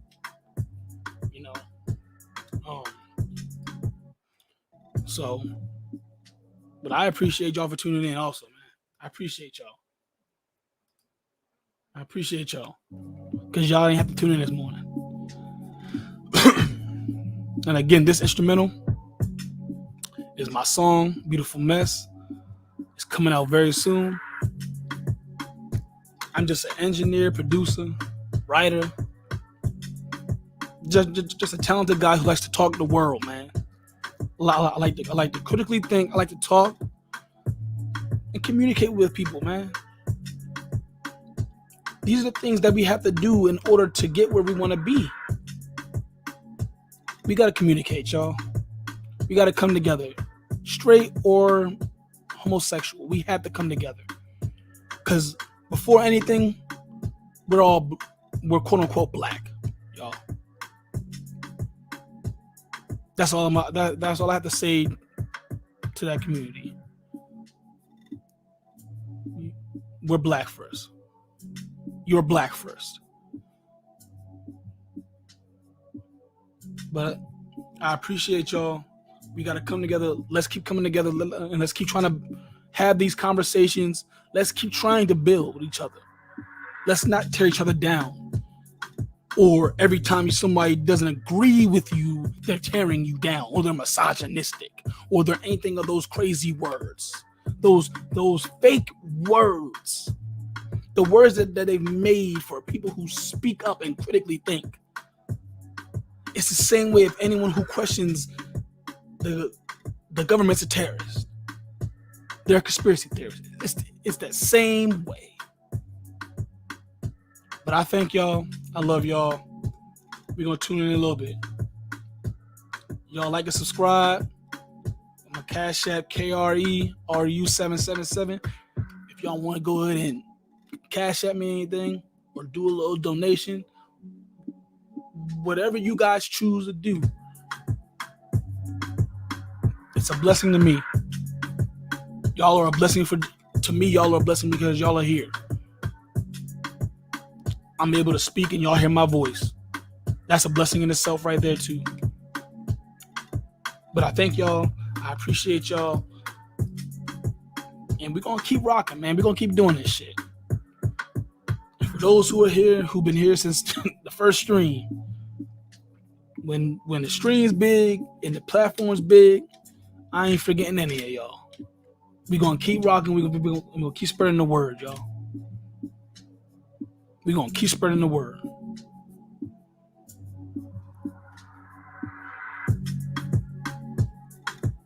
I love y'all, man. I appreciate y'all. Y'all have a great day, man. Just let peace in y'all lives, man. Stay safe, man. Stay healthy. And I'll talk to y'all later on, man. We out.